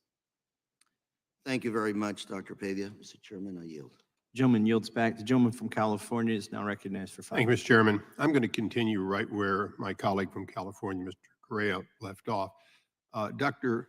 Kraus, is it fair to say that the Operation Warp Speed that led to a potential solution, one that was under a fairly unique FDA provisional license, a success in that it gave at least something for the most vulnerable who had nothing before that? Yes, it was an enormous success. And you'd all agree with that. No one's disagreeing. So we don't have a problem with the speed, the development, the funding, all the things that responded to this pandemic. But let's go a little further. We already heard earlier about basically rushing to get full approval.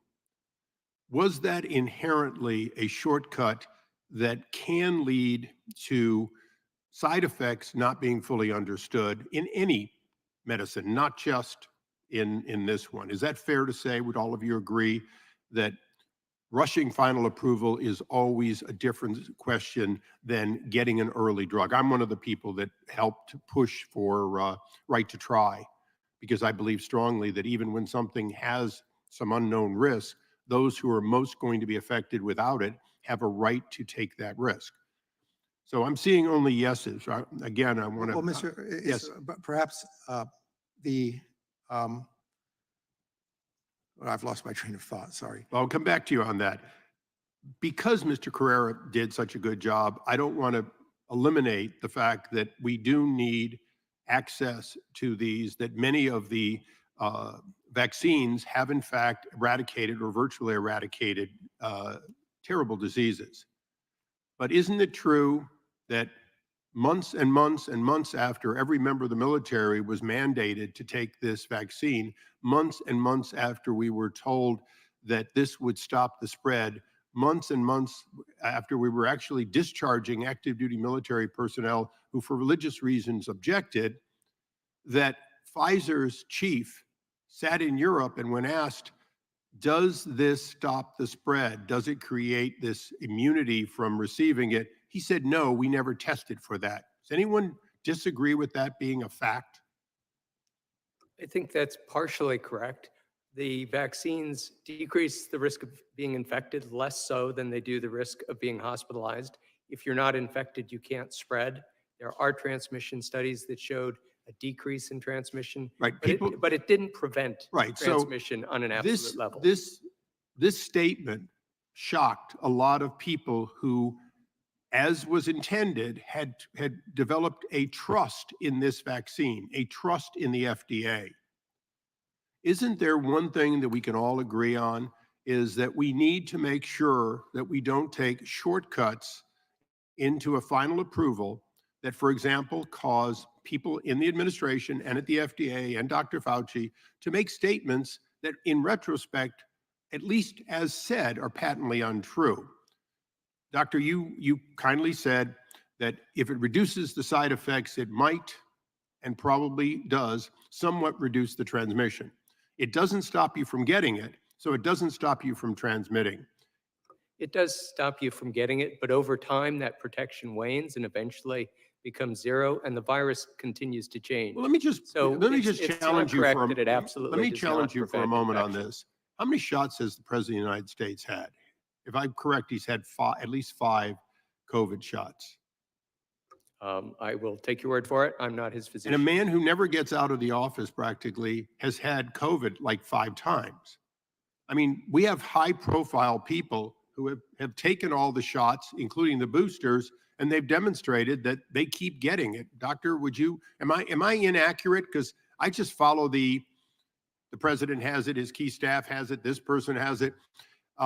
There does seem to be a belief that it stopped when Pfizer says it doesn't, and now people are saying, well, it immeasurably reduces. We can't quantify exactly how much, but we're going to assert that it does. Is that fair to be what's going on?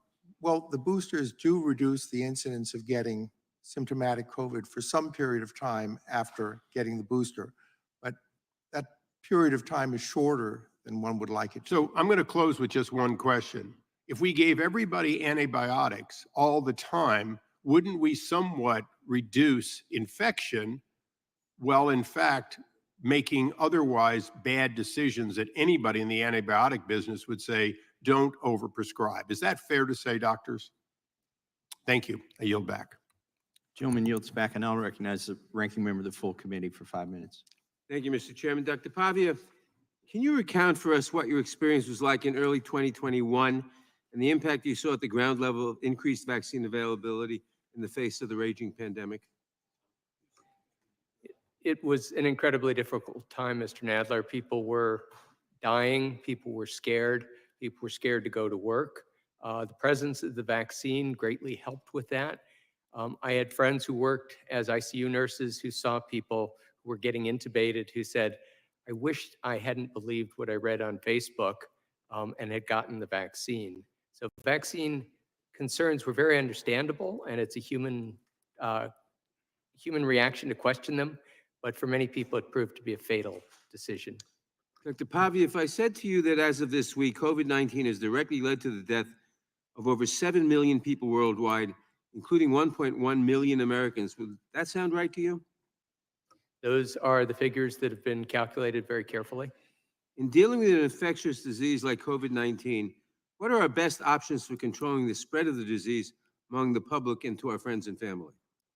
Well, we have a number of tools. None of them are perfect by themselves, so we use a layered defense. Vaccines prevent us from getting seriously ill and provide some protection against infection, particularly when we keep up with vaccines for the changing virus, avoiding going out when you're sick, wearing a mask when you're around vulnerable people.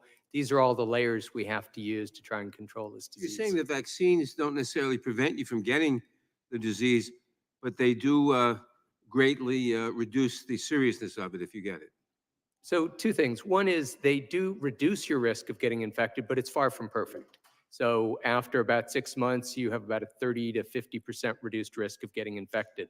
That's significant, but it's not great. But they have a much higher efficacy for protecting you from being hospitalized or dying. So do you agree that vaccinating the public to slow and prevent the disease from spreading is a critical public health measure? Absolutely. Dr. Pavia, I hear often from my constituents about the fear they experienced caring for a young child with RSV over the past 2 winters. And I know that we must ensure that the most vulnerable among us, like the elderly, get their flu vaccines every year. Can you talk about the recent uptick in vaccine hesitancy and how that affects the cases you see every day as an infectious disease expert? I'll use a slightly different example, Mr. Nadler. There's an infection called Haemophilus influenza type B that those of us over about 60 remember that used to cause life-threatening infections and meningitis in about 20,000 children each year. And we virtually eliminated that disease, drove it down to a few dozen cases a year with vaccine. With vaccine hesitancy, we're beginning to see small pockets of that really awful disease popping back up. So far, they haven't spread widely, and we really need to do everything we can to stop that. Now, my colleagues across the aisle have accused President Biden of pressuring the FDA But the truth is that President Trump is the one who called FDA regulators part of the deep state and wanted the FDA to have less rules about COVID vaccine authorization so that he could take credit for vaccines coming out before Election Day. Luckily, the scientific experts in the FDA's Office of Vaccines wouldn't compromise on American safety for Trump's political gain. Dr. Marion Gruber, the head of the Office of Vaccines at the time, told the committee that in her over a decade of work at the FDA, she had never before had an instance where a president commented on an FDA guidance document as Trump did. She testified, quote, "In Office of Vaccines, we were not willing to compromise any standards for safety and effectiveness in the interest of getting vaccine out even faster than we thought we could make them available," close quote. Dr. Krause, do you agree with Dr. Gruber's testimony that in 2020, the Office of Vaccines did not compromise the standards when authorizing the COVID vaccines for emergency use? Yes or no? Yes. Thank you very much. Let me ask one other question of Dr. Krause and Dr. Pavia. When I was a child, you couldn't go to kindergarten. You wouldn't be admitted unless you had certificates of vaccination on diphtheria, whooping cough, various other childhood diseases. Eventually, measles was added to that when we developed the vaccine for that. Do you think we should seriously enforce such a policy now, Dr. Krause? For all vaccines? Well, for childhood illness vaccines. So I think for childhood illness vaccines that are highly contagious, it's very important to assure that the children who are going to school are not going to transmit those diseases to other children at school. So it should be mandatory. It should be mandatory in most cases, yes. Dr. Pavia, same question.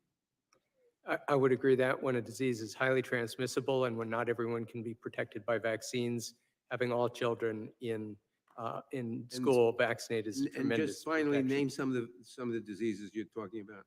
So measles, Haemophilus influenza, whooping cough, these are highly infectious Diphtheria. diseases, varicella, and they used to cause tremendous impact on children.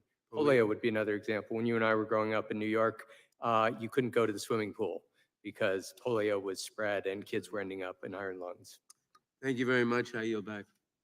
Thank the ranking member. Now, yield 5 minutes or recognize the gentleman from North Carolina for 5 minutes. Thank you, Mr. Chairman. And Dr. Krause, I'm going to yield my time momentarily to the chairman, but you, in response to Representative Issa, you lost your train of thought on something. I saw you writing after. Did you have a point you wanted to make that you couldn't in isolation that you'd like to make now? Only that once a product isn't licensed, obviously following up on that product, once it is licensed, the follow-up doesn't end there. The FDA and the CDC continue to look at that. They continue to comb through various databases to understand if there are safety problems. And so I wasn't sure, Mr. Issa's question might have implied that once it was licensed, that stopped. And I just wanted to make sure the committee knew that these activities continue. That's a helpful point. With that, I yield my time to the chairman. I thank the gentleman from North Carolina. Dr. Krause, when you reviewed the Pfizer submission for the EUA or the BLA, did their studies, did their trials, were they geared to test whether the vaccine prevented transmission? No, they were not. Does the EUA, when you issue an EUA, is it also accompanied, or as part of that production, a list of things that the vaccine manufacturer can or can't say about what their vaccine does or its efficacy? In general, that's the case both for EUA and for BLA, where the FDA not only regulates whether the product can be given to the public or made available to the public, but also regulates what statements can be made. And it's in the fact sheet for an EUA or the package insert for a licensed product that the claims that the FDA has vetted and agrees are correct need to be listed. And in fact, if a company makes an advertisement claiming something that has not been shown to be correct by the FDA's review, then they're breaking the rules. They're breaking the laws too. The law, aren't they? yes. Yes. Sometimes we make a distinction here because laws are written by Congress and rules are made Fair enough. by the regulators sometimes. Did the FDA production ever say that the manufacturer was permitted to say that it reduces spread?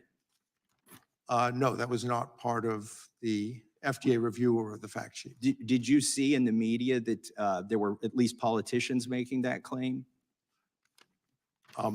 I did see that in the media, yes. I'd like to show a video that Pfizer produced. This was an ad for the, I believe it's for the boosters, maybe.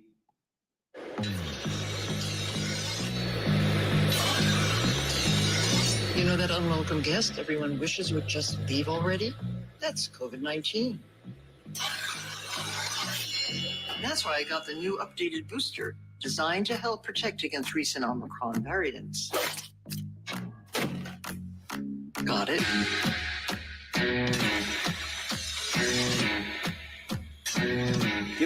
Okay, that's good.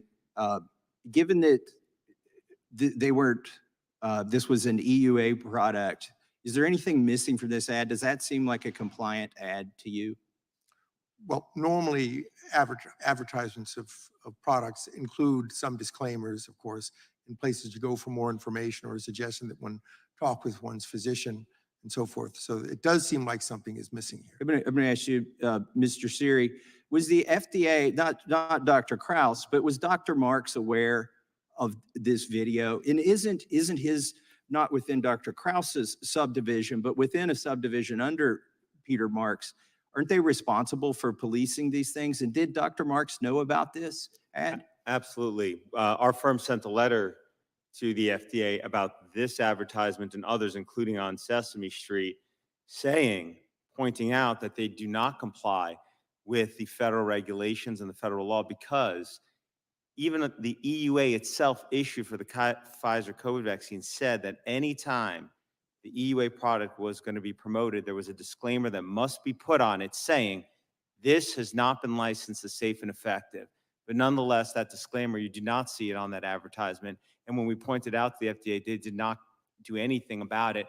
Even worse, the CDC itself actually violated the rule by promoting the vaccine as safe and effective when it was EUA. And we wrote a letter to the FDA saying, can you going to enforce your rules against the CDC? And the FDA never took action. Wasn't it the case that in 41 videos, Peter Marks himself, the person in charge of vaccine approval, was making claims that were not vetted by the FDA, and in fact would have been illegal for the manufacturer to make, yet the regulatory agency was making those claims? And I'm not aware of any exception that would have permitted the FDA itself to violate a regulation, or I believe, or the United States Code in which it was that particular disclaimer is derived from. I thank the gentleman from North Carolina, and I now recognize the gentleman from Georgia for 5 minutes. Thank you, Mr. Chairman. To me, it's pretty clear. The nation went through a once-in-a-lifetime pandemic. 1.1 million people died. At the height of the pandemic, 3,000 plus individuals, people dying every day. Morgues full, overcapacity, refrigeration trucks being used to keep bodies such that they could be buried months later because the funeral home industry was paralyzed, as was our economy, and everyone was at home other than essential workers working remotely. Do y'all remember that? It was months that we went through that. And with people dying, I remember my mother, who's now 97, she'll be 98 in October.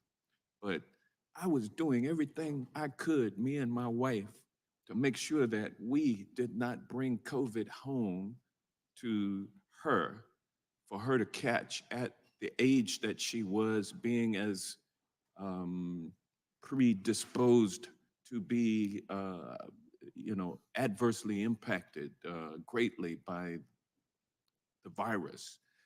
I was not alone. I'm sure that there were so many people striving to protect their loved ones, children, elderly, and themselves from dying from this virus. And so our government was speeding up the process of vaccine development, investing money, providing waivers of liability, Mr. Siri, for companies And finally, vaccine was produced by 3 companies. The process of approval was rushed because of the dire need for a vaccine.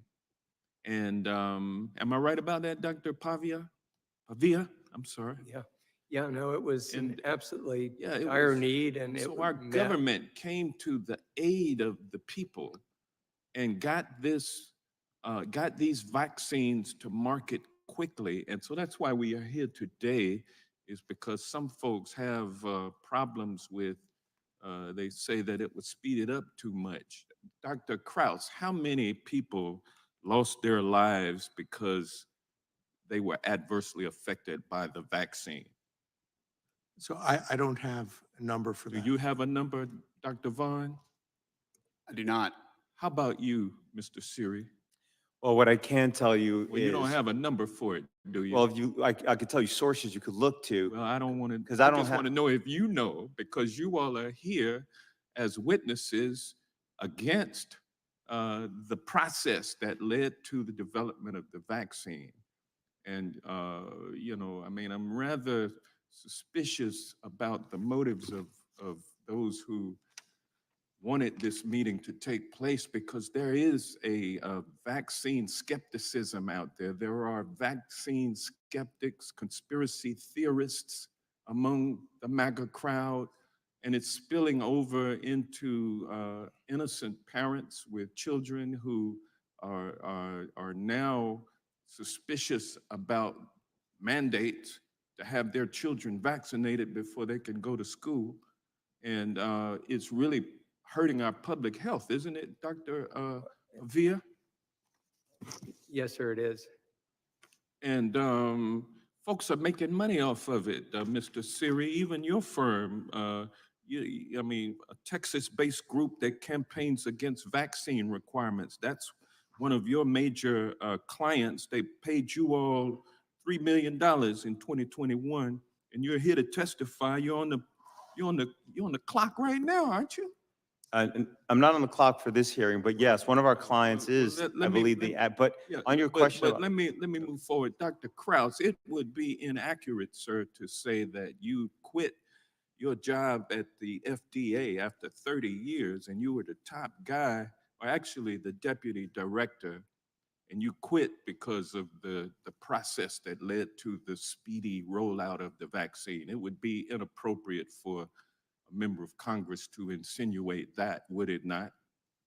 Because actually, after 30 distinguished years in that role of deputy director, that was during a time when a new director was being sought, and your hat was in the ring, but unfortunately, you got passed over for it, and you left after that. That's the reason why you. No, that's not true.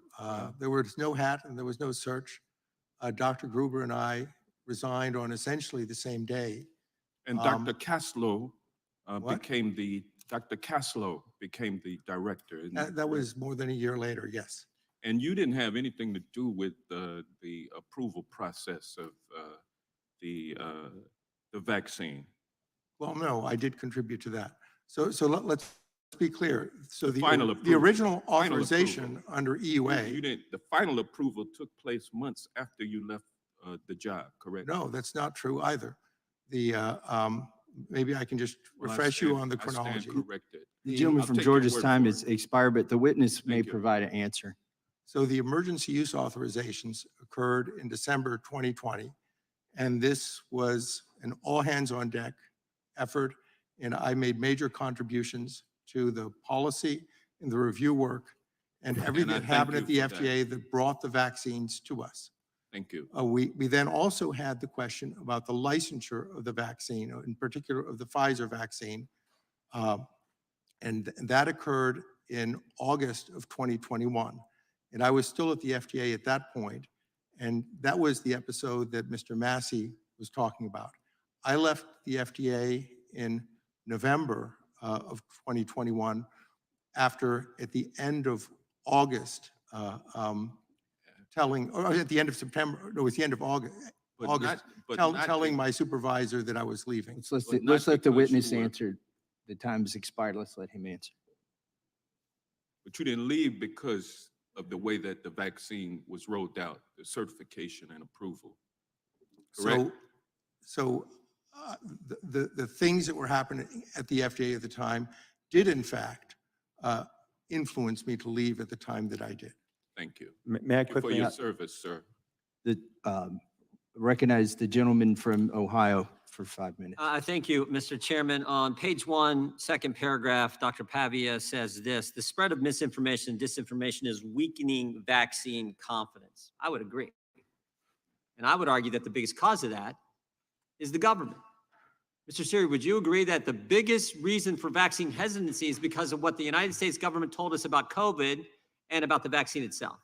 Absolutely. I would absolutely agree with that. I think that when you listen to a lot of the statements made about vaccines, when you express benefits that clearly don't exist, that are easily disproven, that causes vaccine hesitancy. When you say over and over, it can stop transmission, when the actual studies show it doesn't. Right. The studies by the CDC themselves, when they found more nasopharynx in the vaccinated, viral carriage in the vaccinated, in their nasopharynx versus Doctor- the unvaccinated, and more rates, please. Totally agree. Dr. Vaughn, would you agree? I agree. I think, again, they were told one thing, and then we're fairly, most people, once the opposite happens, usually start to question whoever told them that. Exactly. And why do you think, well, let me ask it this way. We had someone earlier say that, I think Dr. Pavia said this. He said the way it should be determined is patients and their doctors should decide how this works. But this thing got so political that you couldn't even do that, could you? You treated, I think you said 2,000 patients in your practice, and someone just asked you a number, how many people took the vaccine and died? And you said, I can't give you a number, but you give 6 examples of people who had huge complications in your written testimony. So tell me about that relationship and how politics played into the relationship that's supposed to exist between the doctor and their patient. Yeah, I think the biggest trust was lost when they were mandated to get something against their conscience. And I think that is one of the things that needs to be, especially when you talk about a physician that knows his patient. There are certain patients that don't need to have their immune system, in a sense, poked. And I think most physicians would agree with that. But that knowledge is what a physician and their patient have in the relationship that exists. It is not something that is found in a parking lot when you roll down your window. Did you ever feel pressure from any government entity, certifying board or whatever in the way you were treating your patients? I did not. Interestingly enough, I got, some other physicians decided that when I was saying that the vaccine did not necessarily prevent transmission, they wrote the Board of Medicine. I went down and had a discussion, but at that time it was proven that I was correct. If that makes sense, it was at that time. Some of your colleagues tattletale on you. Yeah. made you People go in I front of the people I had board? never met, other physicians. The other thing was, and again, this is my 5-year-old who basically Say you in front of the board and you happen to be right. Yeah, going to kindergarten, I spoke in front of the board about masking my kindergartner. Again, my wife being a speech pathologist, masking children for 18 months didn't really help with their speech development, their ability to talk, and I also was turned in for that as well. Again, I asked the Attorney General of our state if I had given up my free speech when I became a physician. He told me I had not, but evidently that is not true. Yeah. I mean, the cause of vaccine hesitancy, the reason this got so political, in my judgment, is because our government told us time and time again things that were not accurate.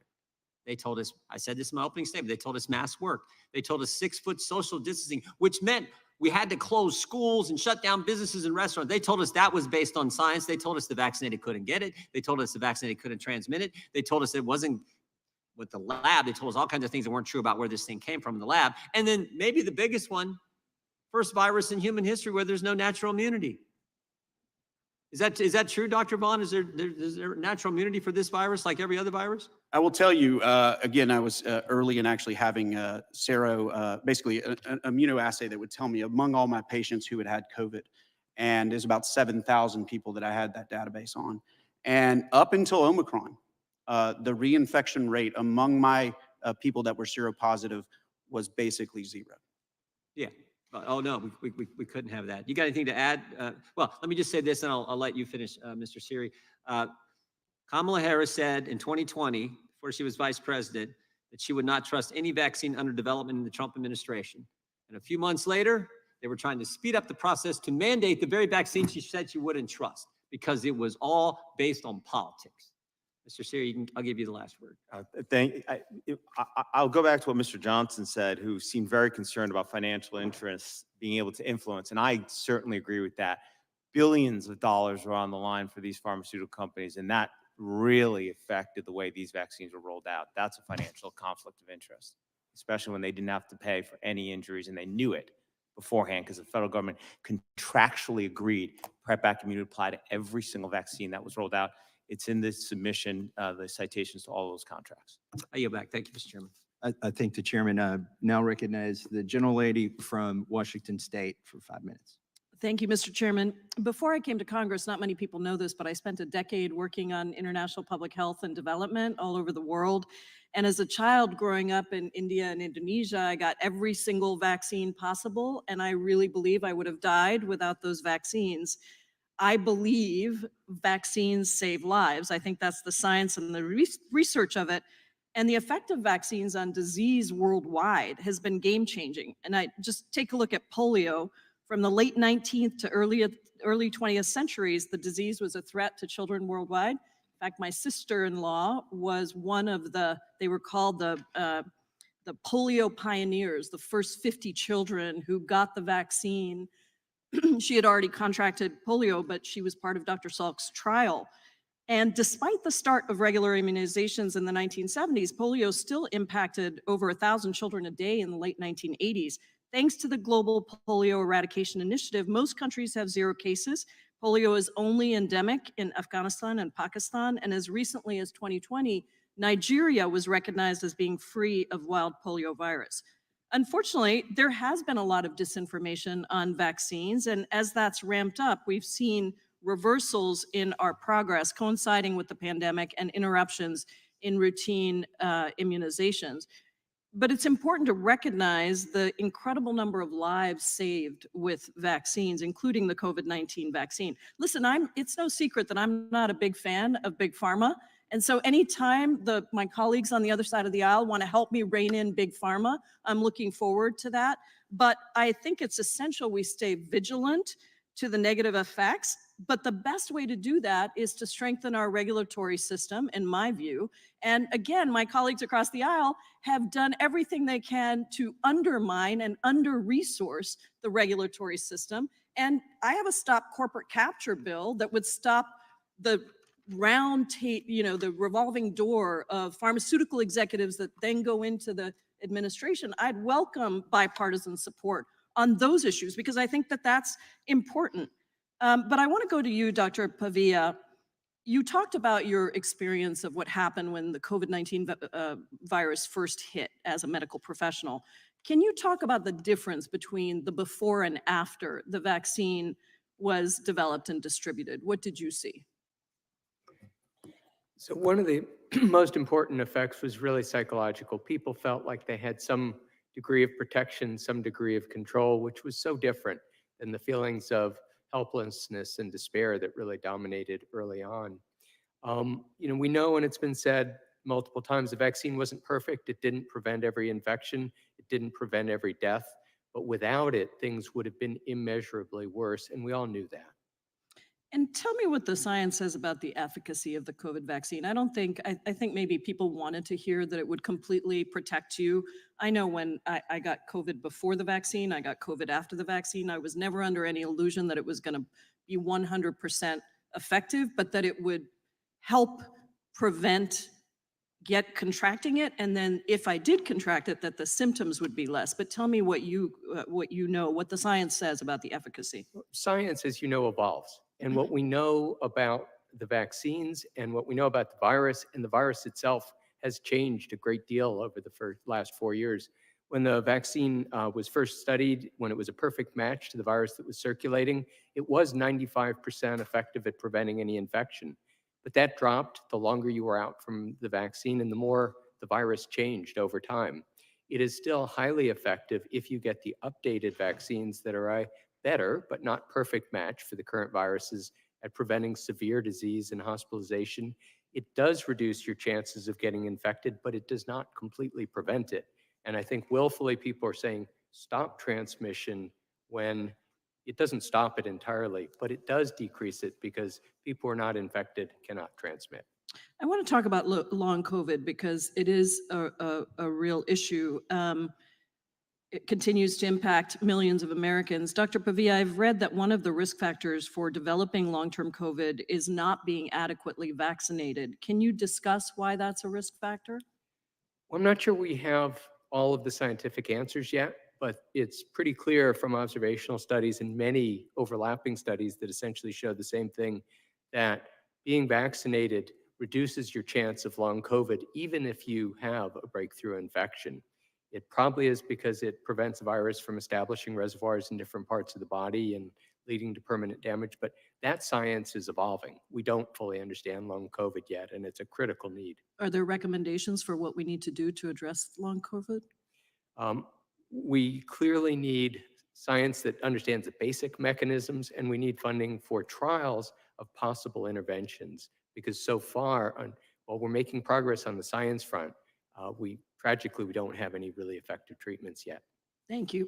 I appreciate your testimony. Yield back, Mr. The Chair. gentlelady yields back, and I'll recognize the gentlelady from Indiana for 5 minutes. Thank you, Mr. Chairman. I have to agree with Chairman Jordan that lack of transparency and lack of liability, that's what creates lack of trust.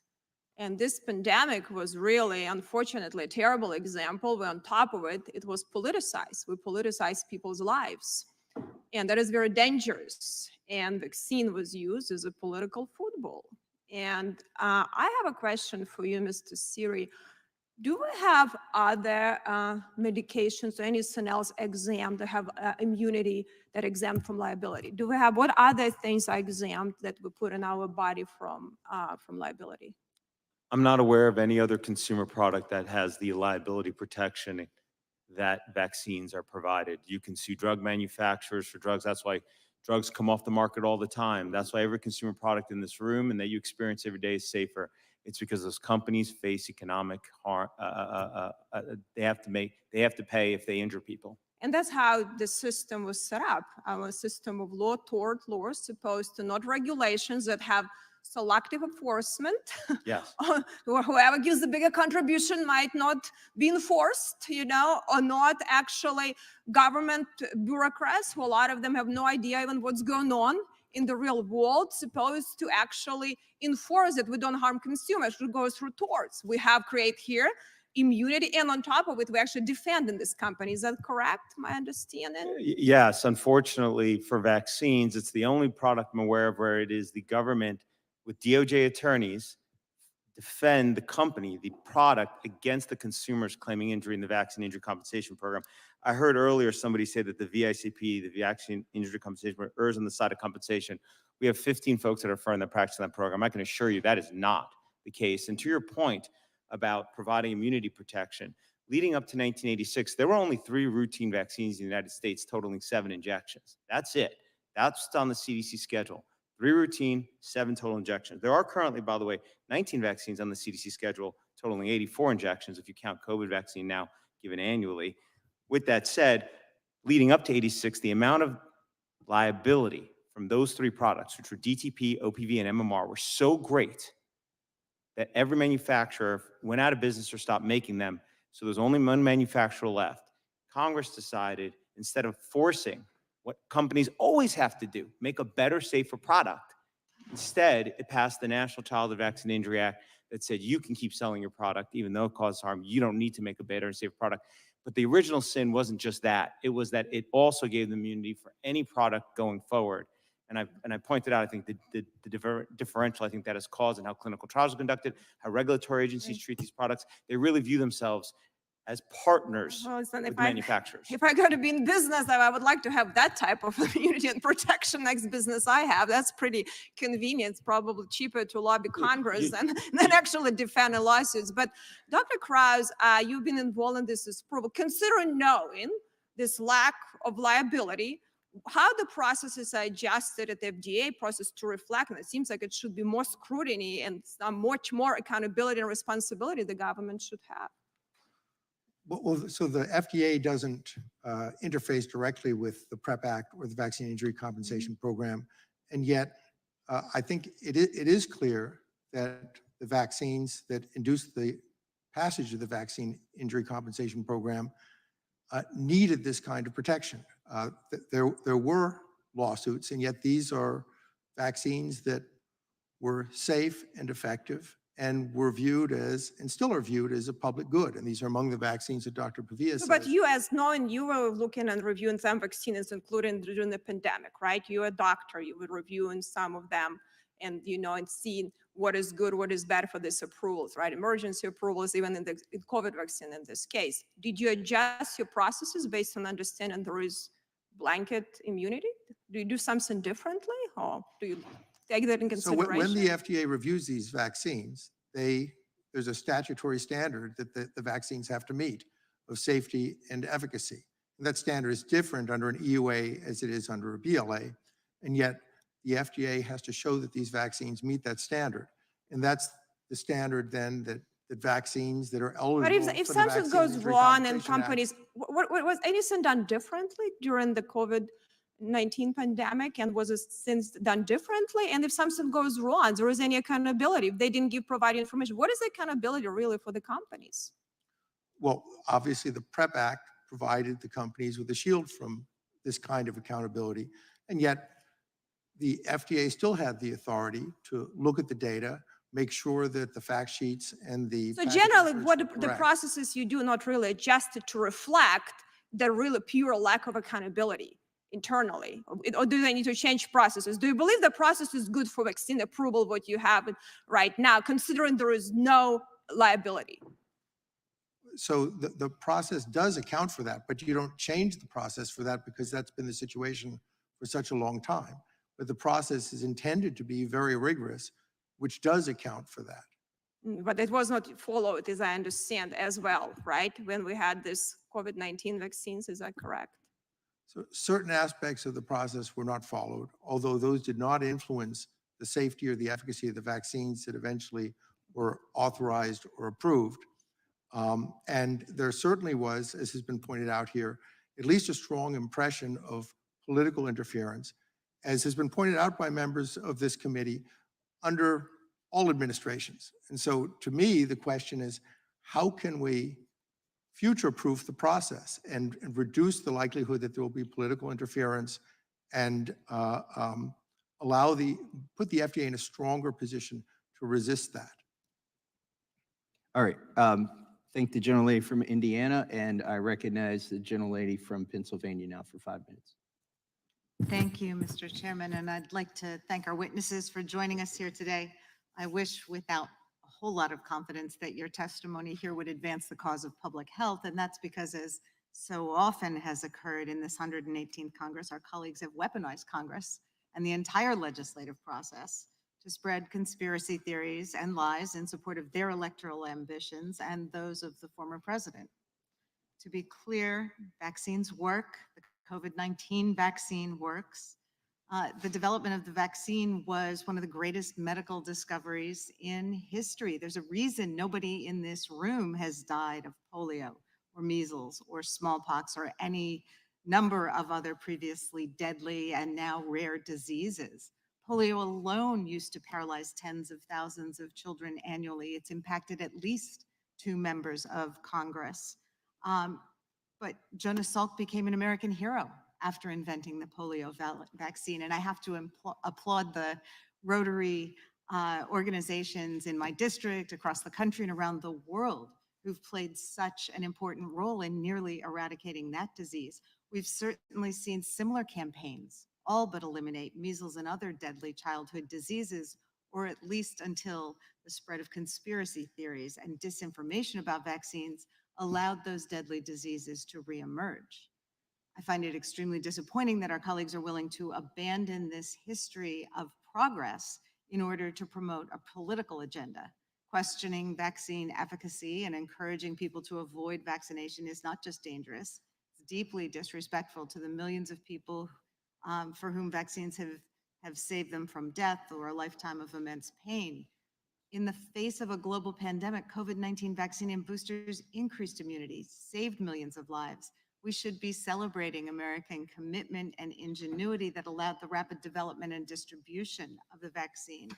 We should be celebrating it. But the former president and his allies in this House are more interested in catering to the most extreme members of their base. And so instead, we get repeated lies and falsehoods about vaccines and public health strategies that responded to the pandemic. We've seen months of attacks upon the vaccine approval process with absolutely no results. But as with many of the investigations initiated this Congress, the lack of evidence to back up these claims hasn't stopped our colleagues from sowing distrust and misleading the public about those investigations. Asking for more transparency from our federal agencies is understandable. It's necessary. It's part of our job. But spreading lies to promote mistrust in our public institutions is not. Dr. Pavia, what danger does mis- and disinformation about vaccine safety pose to public health? Thank you. It poses risks in a number of ways. So individual parents and patients can be paralyzed by getting confusing information, choose not to get vaccinated, and suffer what can be potentially life-altering disease.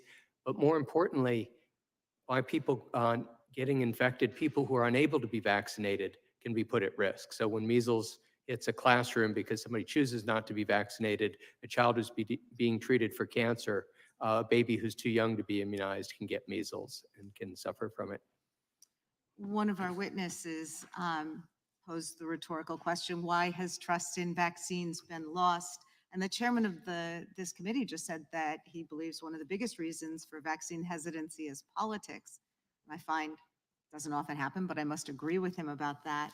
He correctly noted that the issue of vaccines has been politicized. Dr. Pavia, what happens when people in positions of power, like members of Congress or a former president, or a presidential candidate, share false information about vaccines and promote distrust in our public health and medical institutions? Well, I have to agree that politics should really have no place in medical education, medical decision-making from either side. And people are bombarded by information. They have a hard time distinguishing good information from a trusted, somebody who knows what they're talking about from what they hear in the political dialogue. So it erodes trust, and it gets in the way of having honest conversations with people who actually know what they're talking about. I think that's correct. I mean, every mom, every teacher knows that words matter, and we try to instill that ethic with our kids. And I think our political leaders have a responsibility to understand that their words matter a lot, particularly in this arena. And I would just seek unanimous consent to introduce a June 14th, 2024 article from the New York Times entitled "Trump's Anti-Vaccine Problem.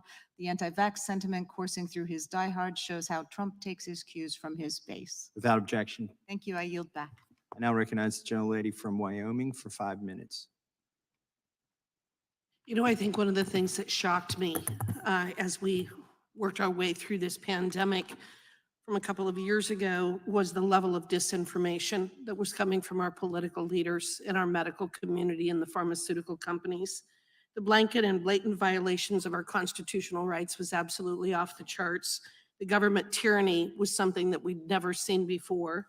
The abuse of the emergency use authorization protocol was really pretty stunning to me, including the requirement for informed consent before someone can be forced to take a vaccine that is approved pursuant to an emergency use authorization. Just the political elite's refusal to acknowledge the origin of COVID coming from the Wuhan laboratory and the rejection of natural immunity was something that has deeply affected our country and will continue to do so into the long distant future. Just absolutely shocks the conscience from the standpoint of seeing what our political leaders did and how things were politicized. And Dr. Krauss, you made that comment, how do we protect this process in the future? And I think the first step is we need to prosecute Anthony Fauci for the level of lies and disinformation that he spread during the course of this, including his own cover-up related to who was funding the research at the Wuhan laboratory and what actually happened. We still don't have the answers to those questions, and I don't believe that we can move forward until we do. Mr. Siri, in your testimony, you highlight that COVID-19 vaccine trials were robust when compared with trials relied upon to license most childhood vaccines. However, just because it was more robust, it doesn't necessarily mean that the process was adequate, and these are two very different standards. For example, the Pfizer trials stated that there is a 2-year follow-up period, yet the emergency use authorizations for children were granted in as little as 7 months. Our children. Oh, I completely agree that the trial relied upon to license COVID-19 vaccine was anemic, meaning no matter how much delay, how much they sped it up, the problem is there's not enough data in that trial. Only 2 months of placebo control on average information to compare is not enough time to actually assess the safety of that product, in my opinion. And you can see that by looking at drug trials, what they do in those trials. You'll have years of placebo control safety review. Well, and I want to cover that a little bit. In the chart you provided in your written testimony shows safety follow-up still under a year, and this is for the trial for age groups for 16 and up and 18 and up. Yeah. So there seems to be even less review of the vaccines that impact our children. And you also note that the COVID vaccine trials were, as you say, anemic when compared to drug trials. Mr. Siri, why are vaccines reviewed under the biologics process versus the drug reviews as you described in your written testimony? That's an FDA decision to do that. I mean, technically, vaccines could qualify as drugs as well, but they are dealt within CBER, and that's an FDA choice. Well, is there a higher standard of review or more meticulous review for drugs versus the biologics? In practice, that's what's occurred. Pursuant to the regulations, I don't see why there should be, frankly. It's just a matter of practice, and I think it's a product of the way that the regulators themselves view these products versus drug products. They, in many ways, view themselves as partners with the companies making them. When you watch Peter Marks' video, he very much sees himself as having a hand in saving everybody. He views himself as saving everybody. He wants to, this product is part of what he wants to push out. Unlike drug products, it's not the same relationship. Sounds like he has a bit of a God complex. I heard comments earlier about, they believe passionately in vaccines, and they were speaking about folks who take issue with vaccines. But I would say some of the most fervent people who are passionate about vaccines are those who support these products, will support them without even looking at some of the primary data, and will easily dismiss the primary sources that do show very serious concerns. Well, children and young people remain at low risk of COVID-19 mortality, yet the COVID vaccine has still been forced on America's children and at great risk. There are 71,108 adverse events, including deaths, that have been reported to VAERS for children 6 months to 17 years due to the COVID-19 vaccine, and I would assume that that number is actually underreporting. This includes 196 deaths, 665 permanently disabled, 1,518 cases of myocarditis. And again, I'm going to say that I don't even trust those numbers because I don't trust our government right now to accurately report information related to COVID. So again, Mr. Siri, was the use of COVID-19 vaccines in pediatric populations advisable given the risk of COVID-19, the virus in children? Our firm sent a number of letters as well as a formal petition to the FDA that we believe clearly supported that it was not supported use in children. In particular, this idea that 1,700 children died is not based on reliable data. They can't actually point to actual children that died, 1,700. There are always confounders. There are not healthy children who have died from COVID-19 vaccine in case reports that I have seen. I appreciate your testimony, your honesty, and your willingness to share this information with us. Thank you to all the witnesses today, and with that, I yield back. Thank the gentlelady from Wyoming, and now recognize. Mr. Massey, would it be possible to take a 5-minute bathroom break? Yes, we'll take a break right now. The plan here, and by the way, thank you, is to go until about 2 o'clock. There's another hearing in this room at 2, I believe. And so we may do a second round, but we will plan to stop at 2, and we'll recess for about 15 minutes now. Thank you. Thank you.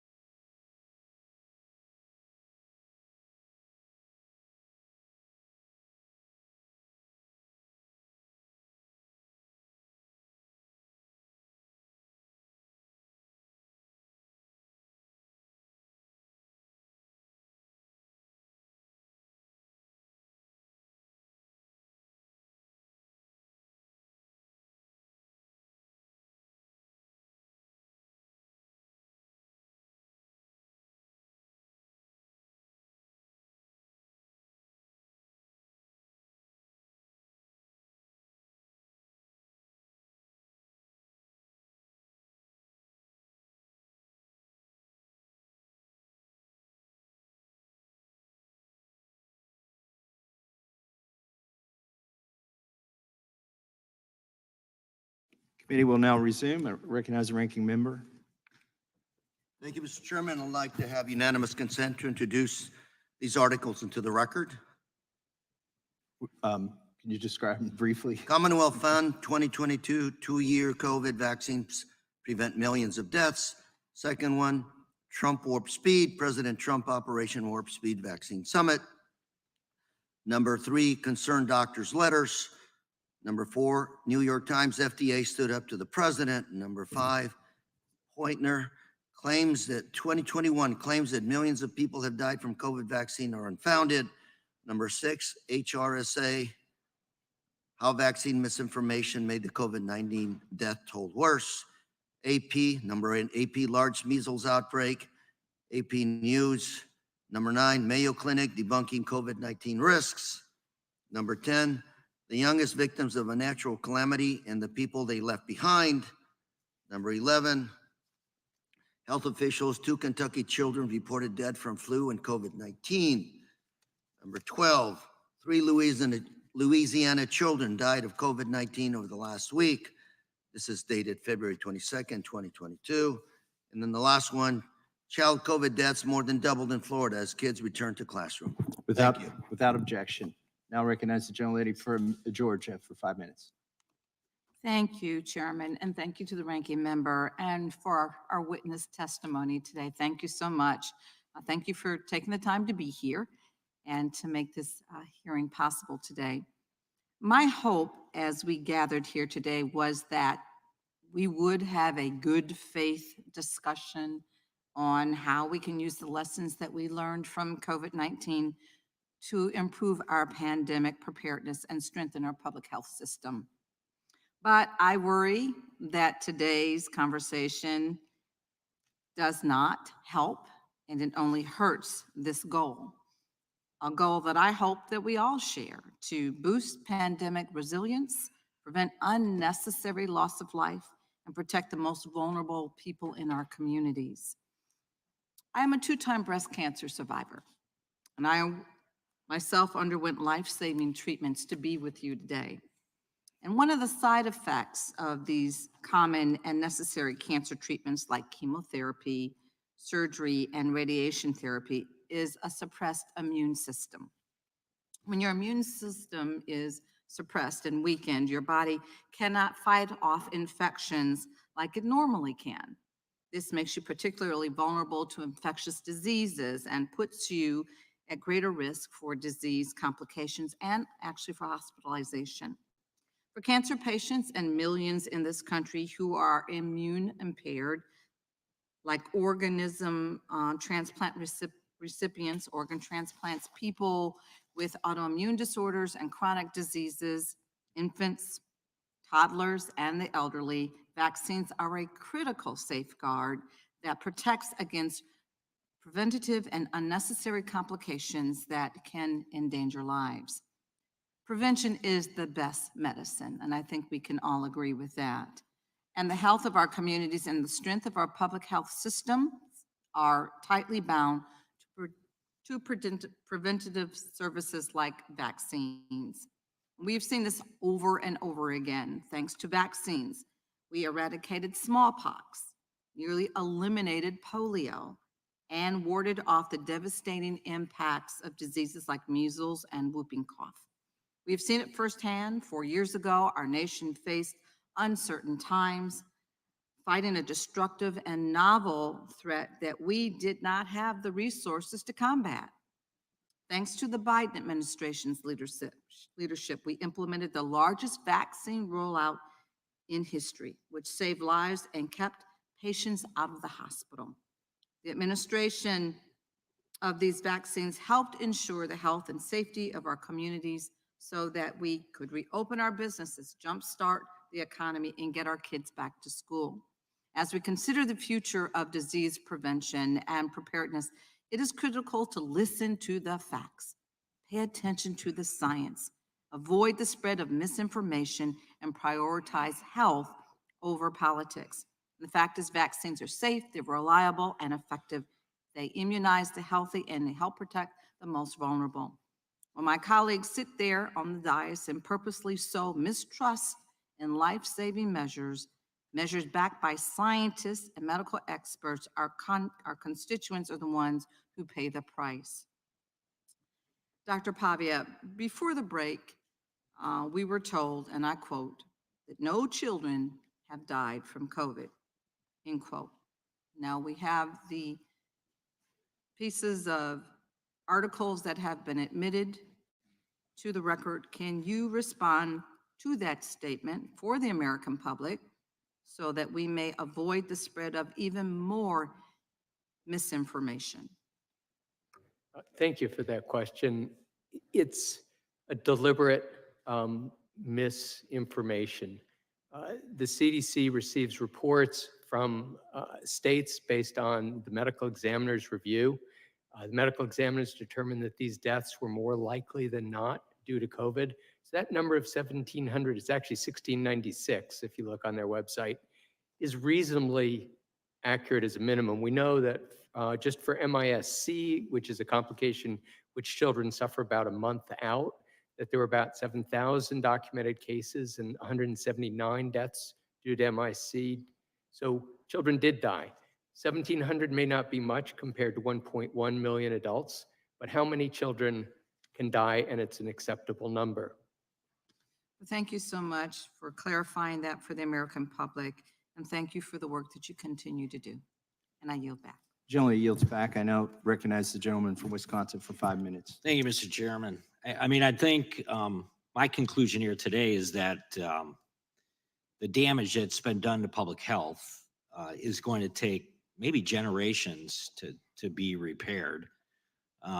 When we think back, some of this stuff is so serious, but seems almost laughable, with masks, testing 2 miles long at the fairgrounds in Wisconsin, shutting down the schools, obviously, which was a travesty. Circles on the floor at Walmart for social distancing, and the furniture store next door was completely closed as a result of what became, known as the way we're going to handle this pandemic. So, I don't know if the boomer generation has failed again here for all society, but there certainly is a young group of adults that does not trust the government and certainly doesn't trust what we had forced upon them. And members of this committee, I remember being in judiciary one day when we had members ratting out other members because their mask wasn't fully over their mouth and nose. I mean, it's stuff like that just, we're going to look back on this and be very embarrassed. And unfortunately, I think public health is not going to come back from that. But I do have one question that's very specific to an actual age group who I think we completely threw to the wolves, it appears, and that is young men, young adults. And myocarditis has been brought up a couple times. And Dr. Kraus, can you talk specifically about why that population was affected by the vaccine so adversely? And do we have any idea what, boys going through puberty all the way to probably young men in their 20s, how they've been affected by this and how their hearts have been affected? So myocarditis occurred most predominantly in the various studies in young men, as you say, age 16 and 17, but there were increased rates higher in men than in women, going up also to much older ages, although not as high as the youngest. So I don't know if it's necessarily a puberty issue, because this also affected people as they got older, but that was where we saw it most frequently. And the rates of myocarditis in these young men was quite high. In the early studies, it appeared to be around 1 in 5,000 vaccinees. We still don't understand why that was the case. What we luckily found was that most of these cases were mild, and yet there were some cases that were not mild. And of course, there were also some cases where, many cases where if one's diagnosed with myocarditis, of course, that changes a young man's life, because he'll probably then avoid being in sports and will still have some continued medical follow-up. So we don't understand it. It's most common after the second dose of vaccine. We found, luckily, that it did not appear to be as frequent as children got younger, and it also did not appear to occur with anywhere near as high a frequency with third and subsequent doses of vaccine. But it is a real finding that is associated with the vaccine. Luckily, in most people, when they get it, not severe, but certainly was enough to give us pause when we were evaluating the vaccine. Well, and that's why in normal trials, Dr. Vaughn, I don't know if you want to comment on this. I mean, that's the type of population, a very specific niche population that might be identified when you're taking a full look at a vaccine, right? Yeah, I think again, a lot of what I have is just anecdotal stuff that we're continuing to do. But again, it's anecdotal on 2,000 people. It is an interesting thing to find out how hormones affect different things in regards to what the vessel can do. The other thing that we've seen to find is a lot of the patients with hypermobility are more likely to have, postural orthostatic tachycardia syndrome afterwards. And I think, again, that has to do with the vasculature being harmed by the spike protein in people that already have some vascular pliability. Very good. Chairman, I'll yield back the balance of my time. Thank you. Could I just add one comment about the myocarditis also? Would the gentleman yield to me? I do yield. Mr. Kraus, I want to ask, is natural immunity real? Absolutely. And is it also, does natural immunity exist if you've been exposed to COVID? Exposed to but not infected? Well, infected. Yes. So people who've been previously infected with COVID or who previously had the COVID-19 disease were shown in a number of very good studies to have reduced incidence of subsequent COVID. And in fact, the protection of a previous episode of COVID was greater than the protection that was received from 2 doses of vaccine. It turned out that if you had both had COVID and vaccine, then you were protected even a little bit better. But there is no doubt that a previous episode of COVID induces immunity that is protective.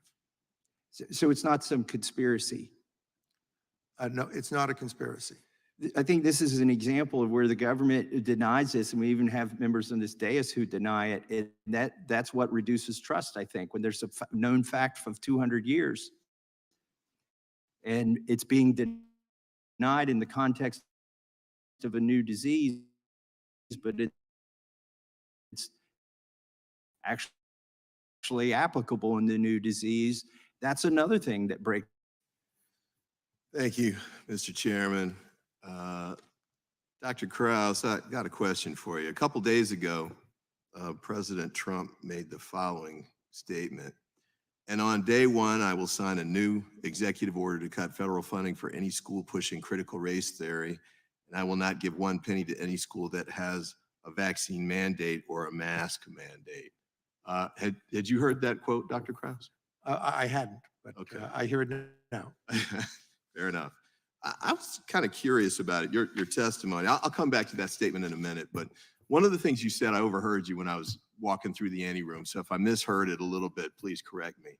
But I think you said basically that there have been challenges in each presidential administration. I take it you've been there for a while with respect to politicizing the process at FDA. And a quick look at your testimony, you raised an example of the hydroxychloroquine. I hope I pronounced that correctly. Close enough. As one of those examples. Tell me the right pronunciation. Hydroxychloroquine, but Okay. you're very close. Thank you.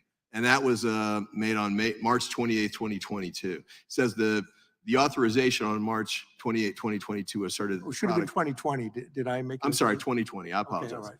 Asserted that the product met the EUA standard, but the authorization itself cited no data that the FDA reviewed.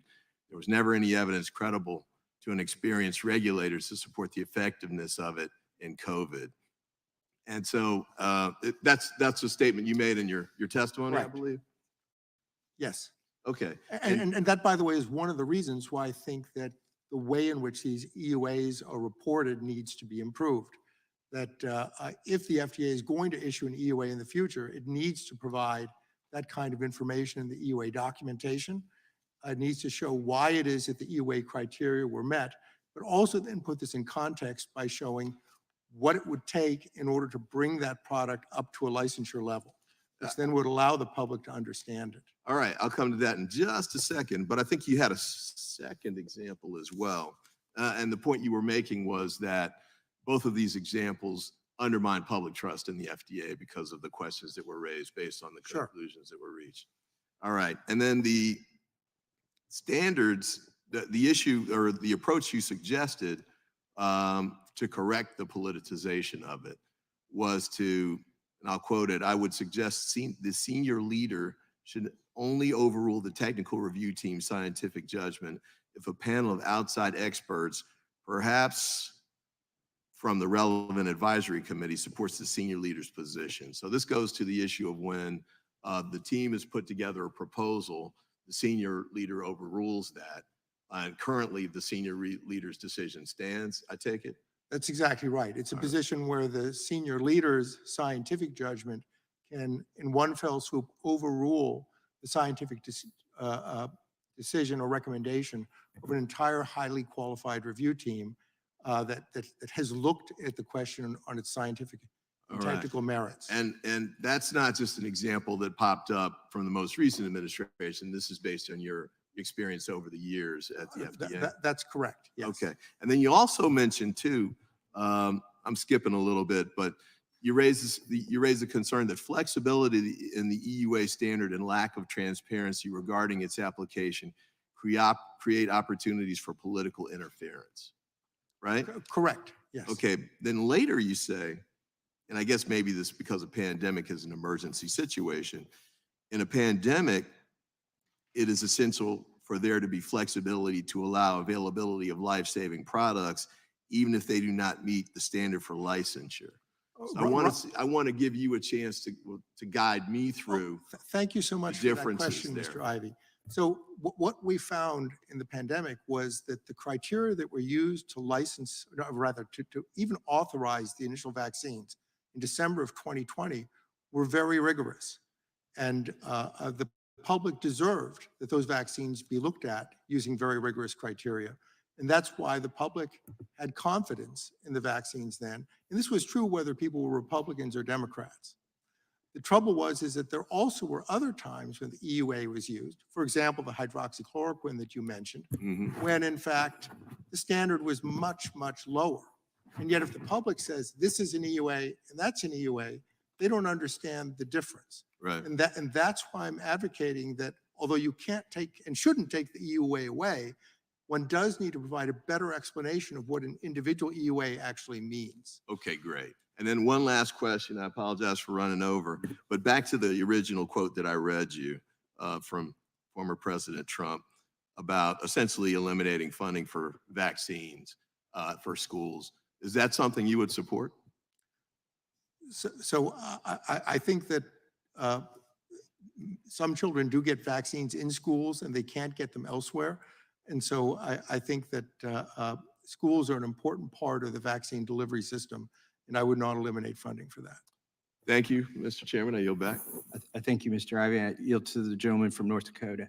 Thank you, Mr. Chairman. Just really quickly, is COVID more or less contagious in a school versus a football field, Dr. Crouch? Well, it's probably a little more contagious indoors than outdoors, but of course, more people are packed together in the football field. So this is a tough question to answer. I think it would depend on. So if you number of have factors. all your kids go to school for 2.5 days a week for social distancing, but then you send all the kids to the same football practice 5 days a week, does that kind of defeat the purpose of the social distancing at school? I think if you're getting at the fact that social distancing was inconsistently applied, I think that it's certainly not difficult to come up with examples where more versus lower risks would have been taken. Does COVID spread higher before or after 11 p.m.? I have no knowledge. Okay, so closing a bar down at 11 p.m. instead of 1 a.m. Does COVID spread more at a grocery store than a hardware store? Grocery versus hardware, I'm not aware of that. And the reason I say this is when we talk about vaccine hesitancy and we talk about trust in our institutions, these were rules that were put in place that any common sense, normal human being would look at and say, this doesn't make any sense. This is an essential business. This is an essential business. You can't catch it at Target, but you will catch it at the local community grocery store. And so when we go through all of these processes combined by health officials that say you won't get COVID if you take the vaccine, and then, oh, you will get COVID, but you won't get sick. And oh, then if you get the 19 different boosters, you won't get COVID. And you can't get natural immunity to this particular thing, what the chairman was just talking about. People aren't stupid. And when we treat them like they're stupid, and when people in institutions treat them like they're stupid, and when social media and government works to say we are going to censor true information because it'll have the wrong outlook on public health, people recognize those things. So I appreciate you all being here. And if you care about vaccines and if you care about health, then we should take a look at what happened the last 3 years and why people have mistrust in their institutions. And I'm glad we're doing this hearing, and I will yield to the chairman. I thank the gentleman from North Dakota, and I want to follow up on his questions. Is anybody aware of whether COVID is more contagious at a church than a strip club? Does anybody want to take a shot at that? The reason I ask is our governor shut down churches on Easter, but left the strip clubs open. I don't think there was any science behind that decision. There may be other things driving it, but it certainly wasn't science. Representative Massey, I think Yes, Dr. Vaughn. at the end of my testimony, the problem with following the science is that it's not a leader, it's a meanderer. And you will come to all kinds of conclusions if the science is guiding, but the leader is basically not having any accountability for how stupid his decision might be. And instead, it's leaders that make decisions. And they have to be informed by the science, but they also have to balance it against other benefits or risks. Dr. Vaughn, I want to ask you a question. You said you treat long COVID and you treat vaccine injuries, and you've seen the same sort of things you think a lot of it's caused from the spike protein, which you described. Has the government made it easier or harder to differentiate between those two conditions? Or haven't they confounded this issue by putting the data together and making no effort to distinguish between long COVID and a vaccine side effect? I would say a lot of the people that I see, I mean, I do a very robust inventory, mainly because I want to collect the data. And so I had to add to a lot of the long COVID questionnaires. Did you receive the vaccine? Did you have any side effects from the vaccine? And did the vaccine make your symptoms better or worse? And I think that's an important discussion, but I will say there's plenty of people that fill out my list and say, the vaccine is what caused my symptoms. The day I got the vaccine, that's when I had the symptoms that I have. Now they've had COVID since, but I do think disambiguating all of that is a very important thing because I think it's an important distinction. Mr. Siri, I want to ask you, and if you go over a little bit, that's okay. What mechanisms did the government have to track vaccine side effects over time as these rolled out? And did they even pay attention to the data? Well, prior to the rollout of the COVID-19 vaccine, the primary system that was relied upon that is the joint FDA CDC VAERS system. And then when the COVID vaccine was rolled out, they rolled out a new system, and we discussed that earlier, called VSafe. VSafe, unlike VAERS, doesn't just try to solicit adverse events from people who've been injured by the vaccine. It asked every American to sign up for this system on the day they got their shot and then fill out reports. 10 million Americans signed up for VSafe. There were check the box surveys every day for 7 days and every day, once a week for 6 weeks and 3 more times after that. And the CDC published about 40 studies using that data, the check the box data and VSafe for these 10 million Americans. The only real relevant data was, did you seek medical care? Okay. But it only reported in those studies the first week of healthcare seeking behavior after the vaccine. We litigated for 2 years. And when we finally got that check the box data from the CDC, it showed exactly why the CDC didn't want to produce it to the public. It showed that 7.7% of the 10 million Americans who signed up for VSafe, and this was in the first 6 months after the vaccine was rolled out. These were the vaccine enthusiasts. These were not the folks mandating the vaccines. 7.7% reported need medical care after getting the vaccine on average 2 to 3 times each, and over 70% of them was for emergency room, hospitalization, or urgent care. I thank you.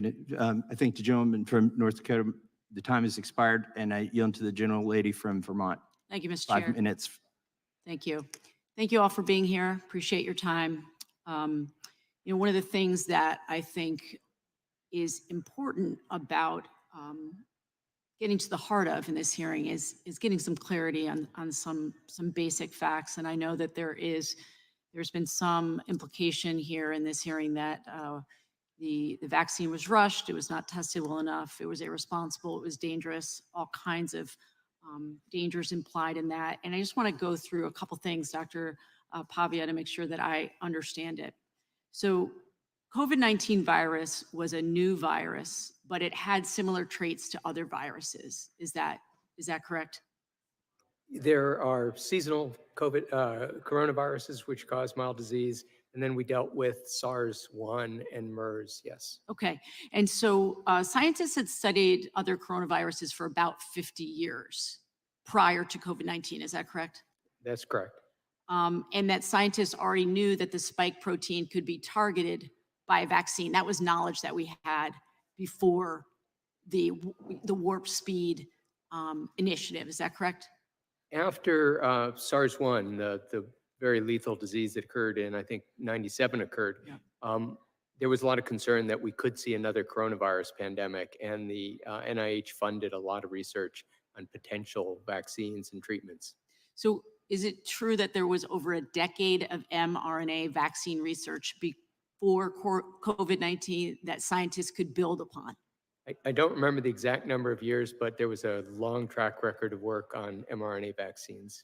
And after SARS-CoV-2 was sequenced, it took just a couple days, is my understanding, to make the mRNA candidates. Is that correct? I can't speak to that. I suspect it was more than a few days, but it was pretty rapid. Because of the way mRNA vaccines work, it was something that could be done quite quickly. And do I have this right, that the spike protein's genetic code was plugged into technology that already existed? That technology was not being created in real time. It already existed with a process that had already been evaluated for other vaccines. So essentially, we're building on knowledge that we had. Yes, I mean, the knowledge wasn't complete because no vaccine had been used on a large scale, but there was a heavy base of research on which this was begun. And vaccine developers didn't skip any of the testing steps, is my understanding, but conducted some of the steps on an overlapping schedule. Yeah, my understanding, is that the way the timeline was shortened was largely to do things overlapping rather than in series. And Dr. Krause has much more detailed knowledge of that. And I know throughout the pandemic, there was misinformation spread that the COVID-19 vaccines used or contained microchips or tracking devices. Is there any evidence of that? Not to my knowledge. I would have multiple chips that were transmitting if it were true. Appreciate that. Now, I served in the Vermont State Legislature during the COVID-19 crisis, and it was a time when Democrats and Republicans came together, absolutely the leadership on both sides, trying to figure out in real time how to keep people safe. Took my responsibility very seriously and was grateful that we were able to do that in a bipartisan manner. Now, one of the things that is difficult, I think, in those situations is that, there is no medical intervention that carries zero risk. Would you agree with that? That no medical intervention is a zero risk proposal? No, aspirin and Tylenol have substantial measurable risks. And I was looking, so I was so curious. There is a popular pharmaceutical that millions of Americans take, and the side effects: flushing, headache, dizziness, blurred vision, nausea, dangerously low blood pressure, back pain, heartburn, nosebleeds, chest pain, sudden hearing loss, stroke, tightening in hands and feet, tingling, diarrhea, seeing a blue tinge, ringing in the ears, rash, shortness of breath, and a heart attack. All of these side effects of Viagra, all of them. Sounds and correct. Yet 3 million Americans currently on that. My point being, there are always risks to any medical intervention that we take. So how do public health experts go about evaluating and deciding which medical interventions should be pursued and at what speed? How do you go about determining that? It's always a balance of risk versus benefit because, as you say, there's always a risk to to medicines, there's your risk to vaccines, and the benefit may be modest, such as treating an annoying problem like eczema, or it may involve millions of lives like a vaccine for COVID. And so you balance those risks and how much you know about the risks at the time with the potential benefits. And we have to remember that, as you pointed out, these decisions were made on the fly during an emergency. It's always possible to look back and see, flaws that were made because of incomplete data. And I think we all admit that things changed as we went and we learned. I really appreciate that. I don't want us ever want us to forget that over 1 million Americans lost their lives. We have to learn from this. We have to have real conversations because there will be another pandemic at some point, and we need to do better the next time.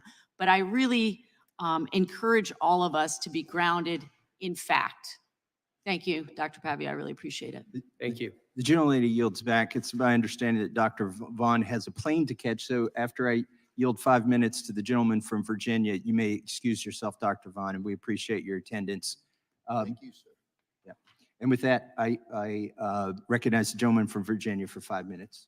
Thank the chairman for holding this very important hearing. COVID-19 pandemic was tragic for all Americans, not just because of its organic nature as a virus and the thousands who died, but also due to its significant mishandling by the U.S. government. From the teeter-totter of mask and testing mandates to the escalating draconian vaccine requirements, for years, Americans experienced mandate whiplash. That's not even mentioning the lack of information about the thousands of Americans who were harmed by the vaccine, including suffering from myocarditis. Even worse, the lockdowns, like those seen in the Commonwealth of Virginia under the previous gubernatorial administration of Ralph Northam, undoubtedly did more harm than good. Children missed years of foundational education and social skills building. People missed out on life-changing celebrations such as weddings and graduations. The sick and elderly were separated from their loved ones and usually greatest advocates. Families and friends were not able to properly mourn their loved ones as funeral gatherings were prohibited. The government infliction of mental, emotional, and physical trauma experienced by Americans must never happen again. So, Mr. Siri, as a vaccine litigation expert, I want to get your opinion on compensation for those injured by the COVID-19 vaccine. As you know, the COVID vaccines are currently covered under the Countermeasures Injury Compensation Program and not the National Vaccine Injury Compensation Program. Both of these are government programs that offer compensation to people who experience negative health effects after receiving certain medical interventions. Whether one believes COVID vaccines should be moved under the VICP or not, it's clear that the CICP is difficult to navigate and is experiencing major backlogs in reviewing and completing claims. Do you have any recommendations for Congress that in ways to ensure that the vaccine injured receive appropriate care and compensation? Yeah, the simplest way would just be to remove the immunity to the companies that make those products. It's now been many years that these products have been on the market. Everybody here is saying they're safe. A lot of the folks I've listened today say they're safe. Then there should be no reason to continue giving those companies the immunity to liability for injuries if they are safe, as has been advocated here today. Behind me is a representative from a group called React 19. This one group has over 36,000 seriously injured Americans from COVID-19 vaccine. It is run by two individuals. One was a clinical trial participant in the AstraZeneca, one received the Moderna vaccine. He was an orthopedic surgeon, had transverse myelitis. There are hundreds of medical professionals that are part of this group. They're a very serious organization. And people always tell me, the folks who call your firm about vaccine injuries, they're anti-vaxxers. No, I assure you they're not, because the folks who have issues with vaccines don't get vaccines. They don't call us about vaccine injuries. It's only after they get injured they get gaslit in that way. These folks deserve our attention and our sympathy. Every person who's injured by a disease, whether it's COVID or any of the other diseases mentioned today, we should care about them. We should take care of them. We should care about every child injured by any infectious disease, like the doctor here treats. But we should also care about those injured by vaccine products, and we don't. The CICP, we currently have a lawsuit. We have 2 lawsuits pending right now seeking to asking a federal judge to declare the CICP program and the PrEP Act immunity unconstitutional because, to your point, That program has zero due process. You don't know who your trier fact is. There's no opportunity for hearing. You don't know anything. It's basically a black hole. And they only have, and this is another thing Congress could potentially address, they only have a few $1 million. So even if they were not constitutionally process deficient, they don't have any money to pay anybody. Dr. Vaughn, as a medical provider to some of these patients experiencing vaccine injuries, I'm curious to know if you've had patients express concerns with the CICP. Absolutely. I think most of them are in some ways, they're already devastated.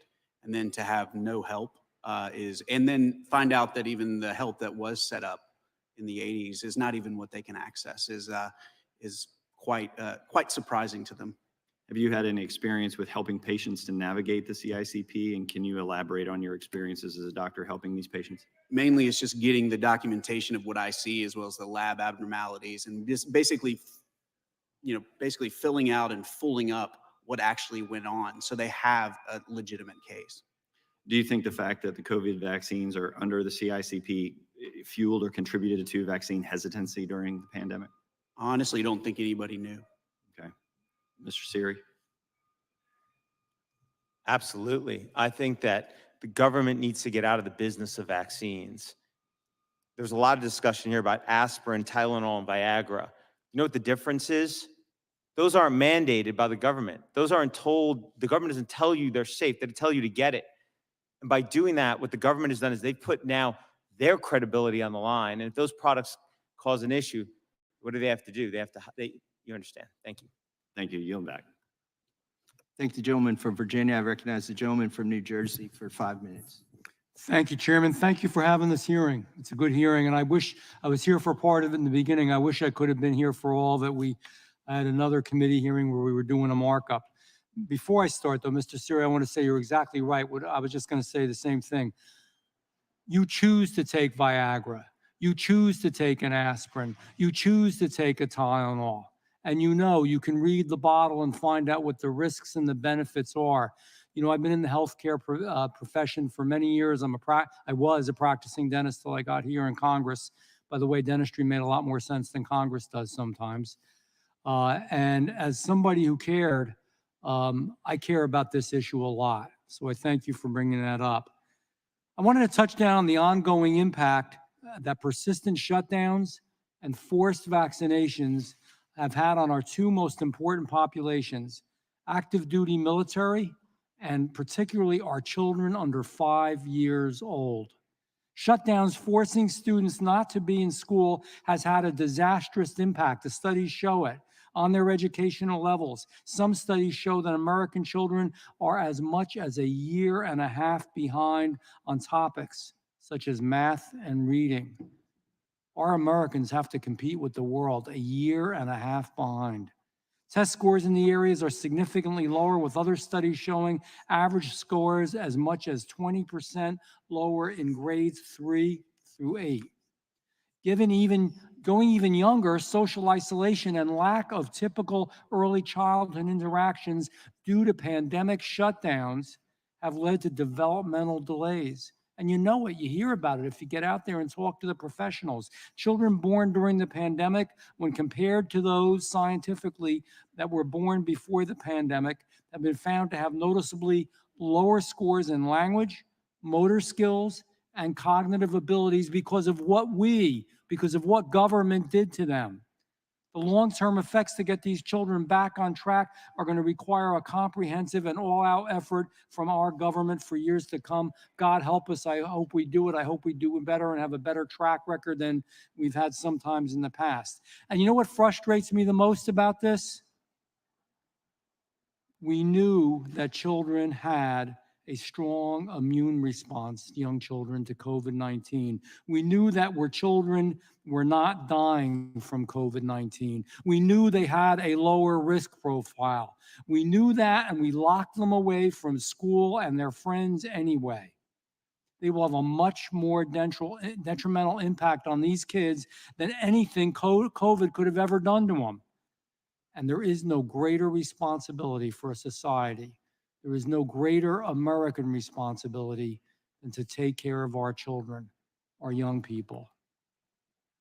It was an absolute failure in the way we treated them, And it was an absolute failure in the way we treated our young children and our sacred responsibility. We knew the FDA and the CDC were aware of the vaccine side effects of myocarditis and pericarditis in pediatric and younger adults that needed a more fulsome evaluation. We knew that for young people, the risk of taking the vaccine outweighed any potential benefits a booster ever could have had. And we forced it on them anyway. I'd like somebody to explain to me why we did that. For our government to know this, to be told about it by their own experts, and to still push the release and mandate their use. And that's the difference. Mandate, force it. Had to happen. It's egregious, and it's an act this government has committed that is worthy of, it's a despicable act. It's a despicable act. So I'm going to ask you quickly, Mr. Siri, please, I usually ask specific questions. Just comment on all that for me. When you look at the long arc of history, what has wrought more harm and destruction to humanity more than anything was a government, a central authority, a dictator thinking they know better than you and are going to tell you how to live your life. And here we see that in action too. When do you need mandates? When you can't persuade on the merits. When a government can't persuade you on the merits, that's when they have to resort to force, to bullying, to thuggery. And that's what mandates really constitute. If vaccines were safe and effective, you wouldn't need a mandate. Because there are questions about their safety and efficacy, because there are concerns, that's when the government engages in force. It should never do that. There is a time when we're going to want to, CDC will want to have the authority to be able to tell the public, listen to us, trust us. And they're destroying it by constantly pushing out mandates. Persuade on the merits. That's what informed consent is. You inform me, I know the risks and benefit, and I choose whether to consent. And when I say no, if you mandate over that, Mr. Siri, the first thing we learned in medical school and dental school, and I went there, was benefit versus risk, and then make a decision. All medications, yeah, they were right over there. They have a risk, but you have to hope that the benefit, not hope, you have to be sure that the benefit is greater than the risk. We didn't know that with these children. In fact, the risk was greater than the benefit. It was the wrong thing to do. And I know I don't have much time left, but what we did to our military was wrong. You know that 8,000 soldiers were discharged from the military due to their fact that they didn't take the vaccine. Only 50 of them have been reinstated. It was their right to refuse to take the vaccine. It was wrong to do that. It has harmed the military. It's harmed the morale. Quick comment, Mr. Siri. One of the greatest honors of my life was to bring a class action lawsuit against the Air Force on behalf of over 10,000 airplanes and get an injunction preventing their discharge from the military, as well as a case we did against the Army. Our military brass, unfortunately, forgot what it is those who serve, what they swear to defend the Constitution. And the first right under the First Amendment is the freedom of religion. And those that had sincerely had beliefs contrary to taking those products, the military was willing to just run right over them. And so we were heartened when a judge ordered that injunction. For political purity, we hurt people, we killed people, and children as well. And that's why this hearing is worthy. Thank you, Chairman. I yield back. Thank the gentleman from New Jersey. I now recognize myself for questions. Dr. Pavia, are you a member of the Infectious Disease Society of America? I am. Are you an active member? I believe so. Were you a fellow in 2020? A fellow is an honorary level. Yes, I was. Were you a board member at one point? That was a number of years ago. Are you aware that they've taken monies in 2020 from AstraZeneca and from Pfizer? So to my knowledge, when IDSA takes money, it's only into their foundation, which is separate from the society itself. And the foundation uses that money for educational activities. So I'm going to submit for the record the documents that show that. All right. Mr. Siri, can you tell us about Maddie DeGury? Was she a participant in one of these trials? And how was her case reported? Maddie DeGury, who we represent, her and her family, was one of only about 1,100 children in the Pfizer 12 to 15-year-old COVID-19 vaccine clinical trials. Pointed out earlier, you need to have a separate trial for children. When Pfizer after her second dose, she suffered a serious injury. She was in the emergency room. She had a cascading adverse reaction. She ended up in a wheelchair with a feeding tube. And the fact that the vaccine caused an injury They happen. It's tragic, but injuries from products happen. But here, the real incredible part of this story is that when Pfizer reported her injury, they reported as functional abdominal pain. We know that from a FOIA production we had to fight to get. We then told the FDA in 4 separate letters, hey, Pfizer did not fully inform you about Maddie DeGarry's injury. She's in a wheelchair. She has a feeding tube. The only thing they told you is she has functional abdominal pain. She has a tummy ache. After 4 letters, over 120 days later, they finally responded. And what did the FDA say? They told her to file a VAERS report. She was in the clinical trial, a VAERS, which, by the way, she had already done months earlier. We then sued the FDA for all their communications regarding Maddie DeGarry in the Southern District of Ohio federal court. And when we finally got those documents, here's what we found. The FDA did finally ask Pfizer about Maddie DeGarry, but it was only after somebody who's very, very wealthy emailed Janet Woodcock about Maddie DeGarry. She then asked Dr. Peter Marks, and then Peter Marks asks that request be sent to Pfizer. Pfizer responds, and this is the first time, as far as we are aware, that Pfizer ever tells the FDA about Maddie DeGarry's injuries. And when you read the narrative that was provided to the yes. What was the response to the FDA of Peter Marks when he found out that they had misled them? He seemed unconcerned. And my understanding is he said, well, they reported she had a serious stomach ache. So, they reported that she had a serious injury. It was basically a whitewash. He sat, as I would expect, as a partner with Pfizer, defending them from their misconduct. He should have been outraged. He should have said, why didn't you report this? Irrespective of whether you thought it was related, you had an obligation to tell us of all injuries. We decide later what to do with the data, but you got to report it. They didn't report it. I'm not aware of any penalty, any issue with Pfizer about it. And when you read the internal email chain, which is part, by the way, in the document we submitted, we have a link to all those emails. You can read them yourself.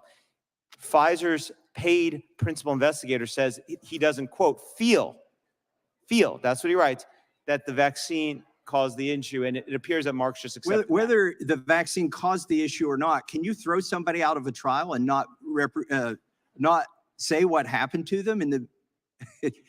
It corrupts the entire process. The idea is that you have a new product, you don't know how it affects the human body, so you take in all harms that occur after vaccination, you report all of them.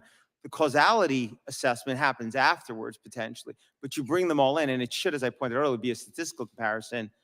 Here, basically, from what you look, if you look at the email chain, it looks like Mark just goes, oh, Pfizer's paid principal investigator says he doesn't feel it's related. And that goes kind of in the chain of emails, and looks like that's how it dies. No reprimand to Pfizer, takes no issue with them, as far as I can tell. So my final question, have you heard any misinformation here today that you want to clear up? I've heard a number of things that I would characterize as misinformation here today. For example, I stated that I did not see any case report of a child with no comorbidities dying of COVID vaccine. And I believe that then that was misrepresented as I'm saying there's never been a child. And then the response was, well, there are death certificates showing that children died of COVID vaccine. Well, you know what? If we're going to accept death certificates as proof of a cause of death, there are a lot of death certificates that say that COVID-19 vaccine caused deaths. We get them all the time at our firm. I've also heard that it argued that pertussis vaccine stops transmission. It categorically does not. The scientific documents are cited in what I've submitted. I heard that measles kills 1 in 100 people. Before the licensure of measles vaccine in 1963, only about 400 Americans, that's 1 in 500,000 Americans died of measles in the United States. And so the idea of saying 1 in 5,000 die of measles is wrong. There were about 4 million cases and about 400 deaths. You could do that math. It's not 1 in 1,000. And that's at a time period where parts of this country were still a bit like a developing country where measles can cause harm.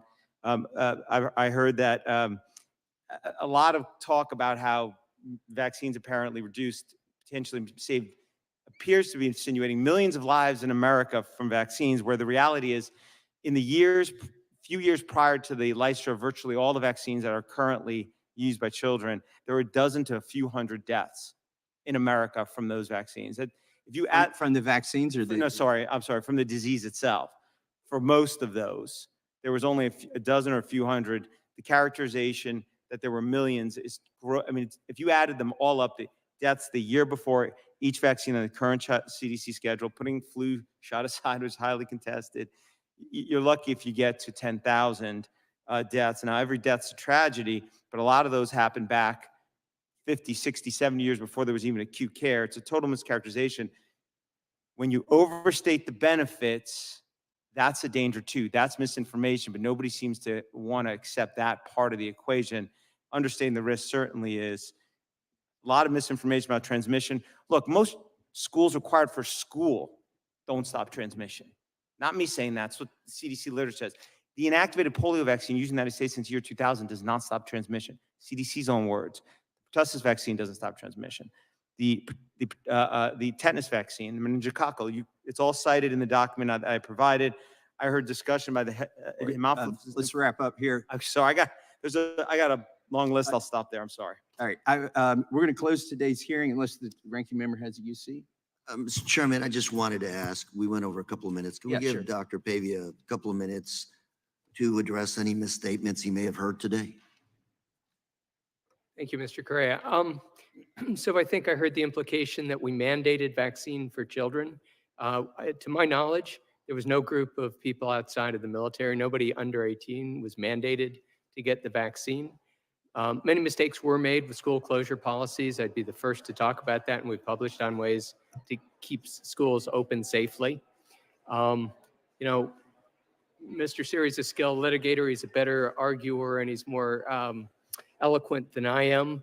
But many of the things that he said are just patently not correct. They are what an advocate carefully puts together to represent his clients, which I fully respect. But science doesn't look at one side or the other. It tries to play straight up the middle.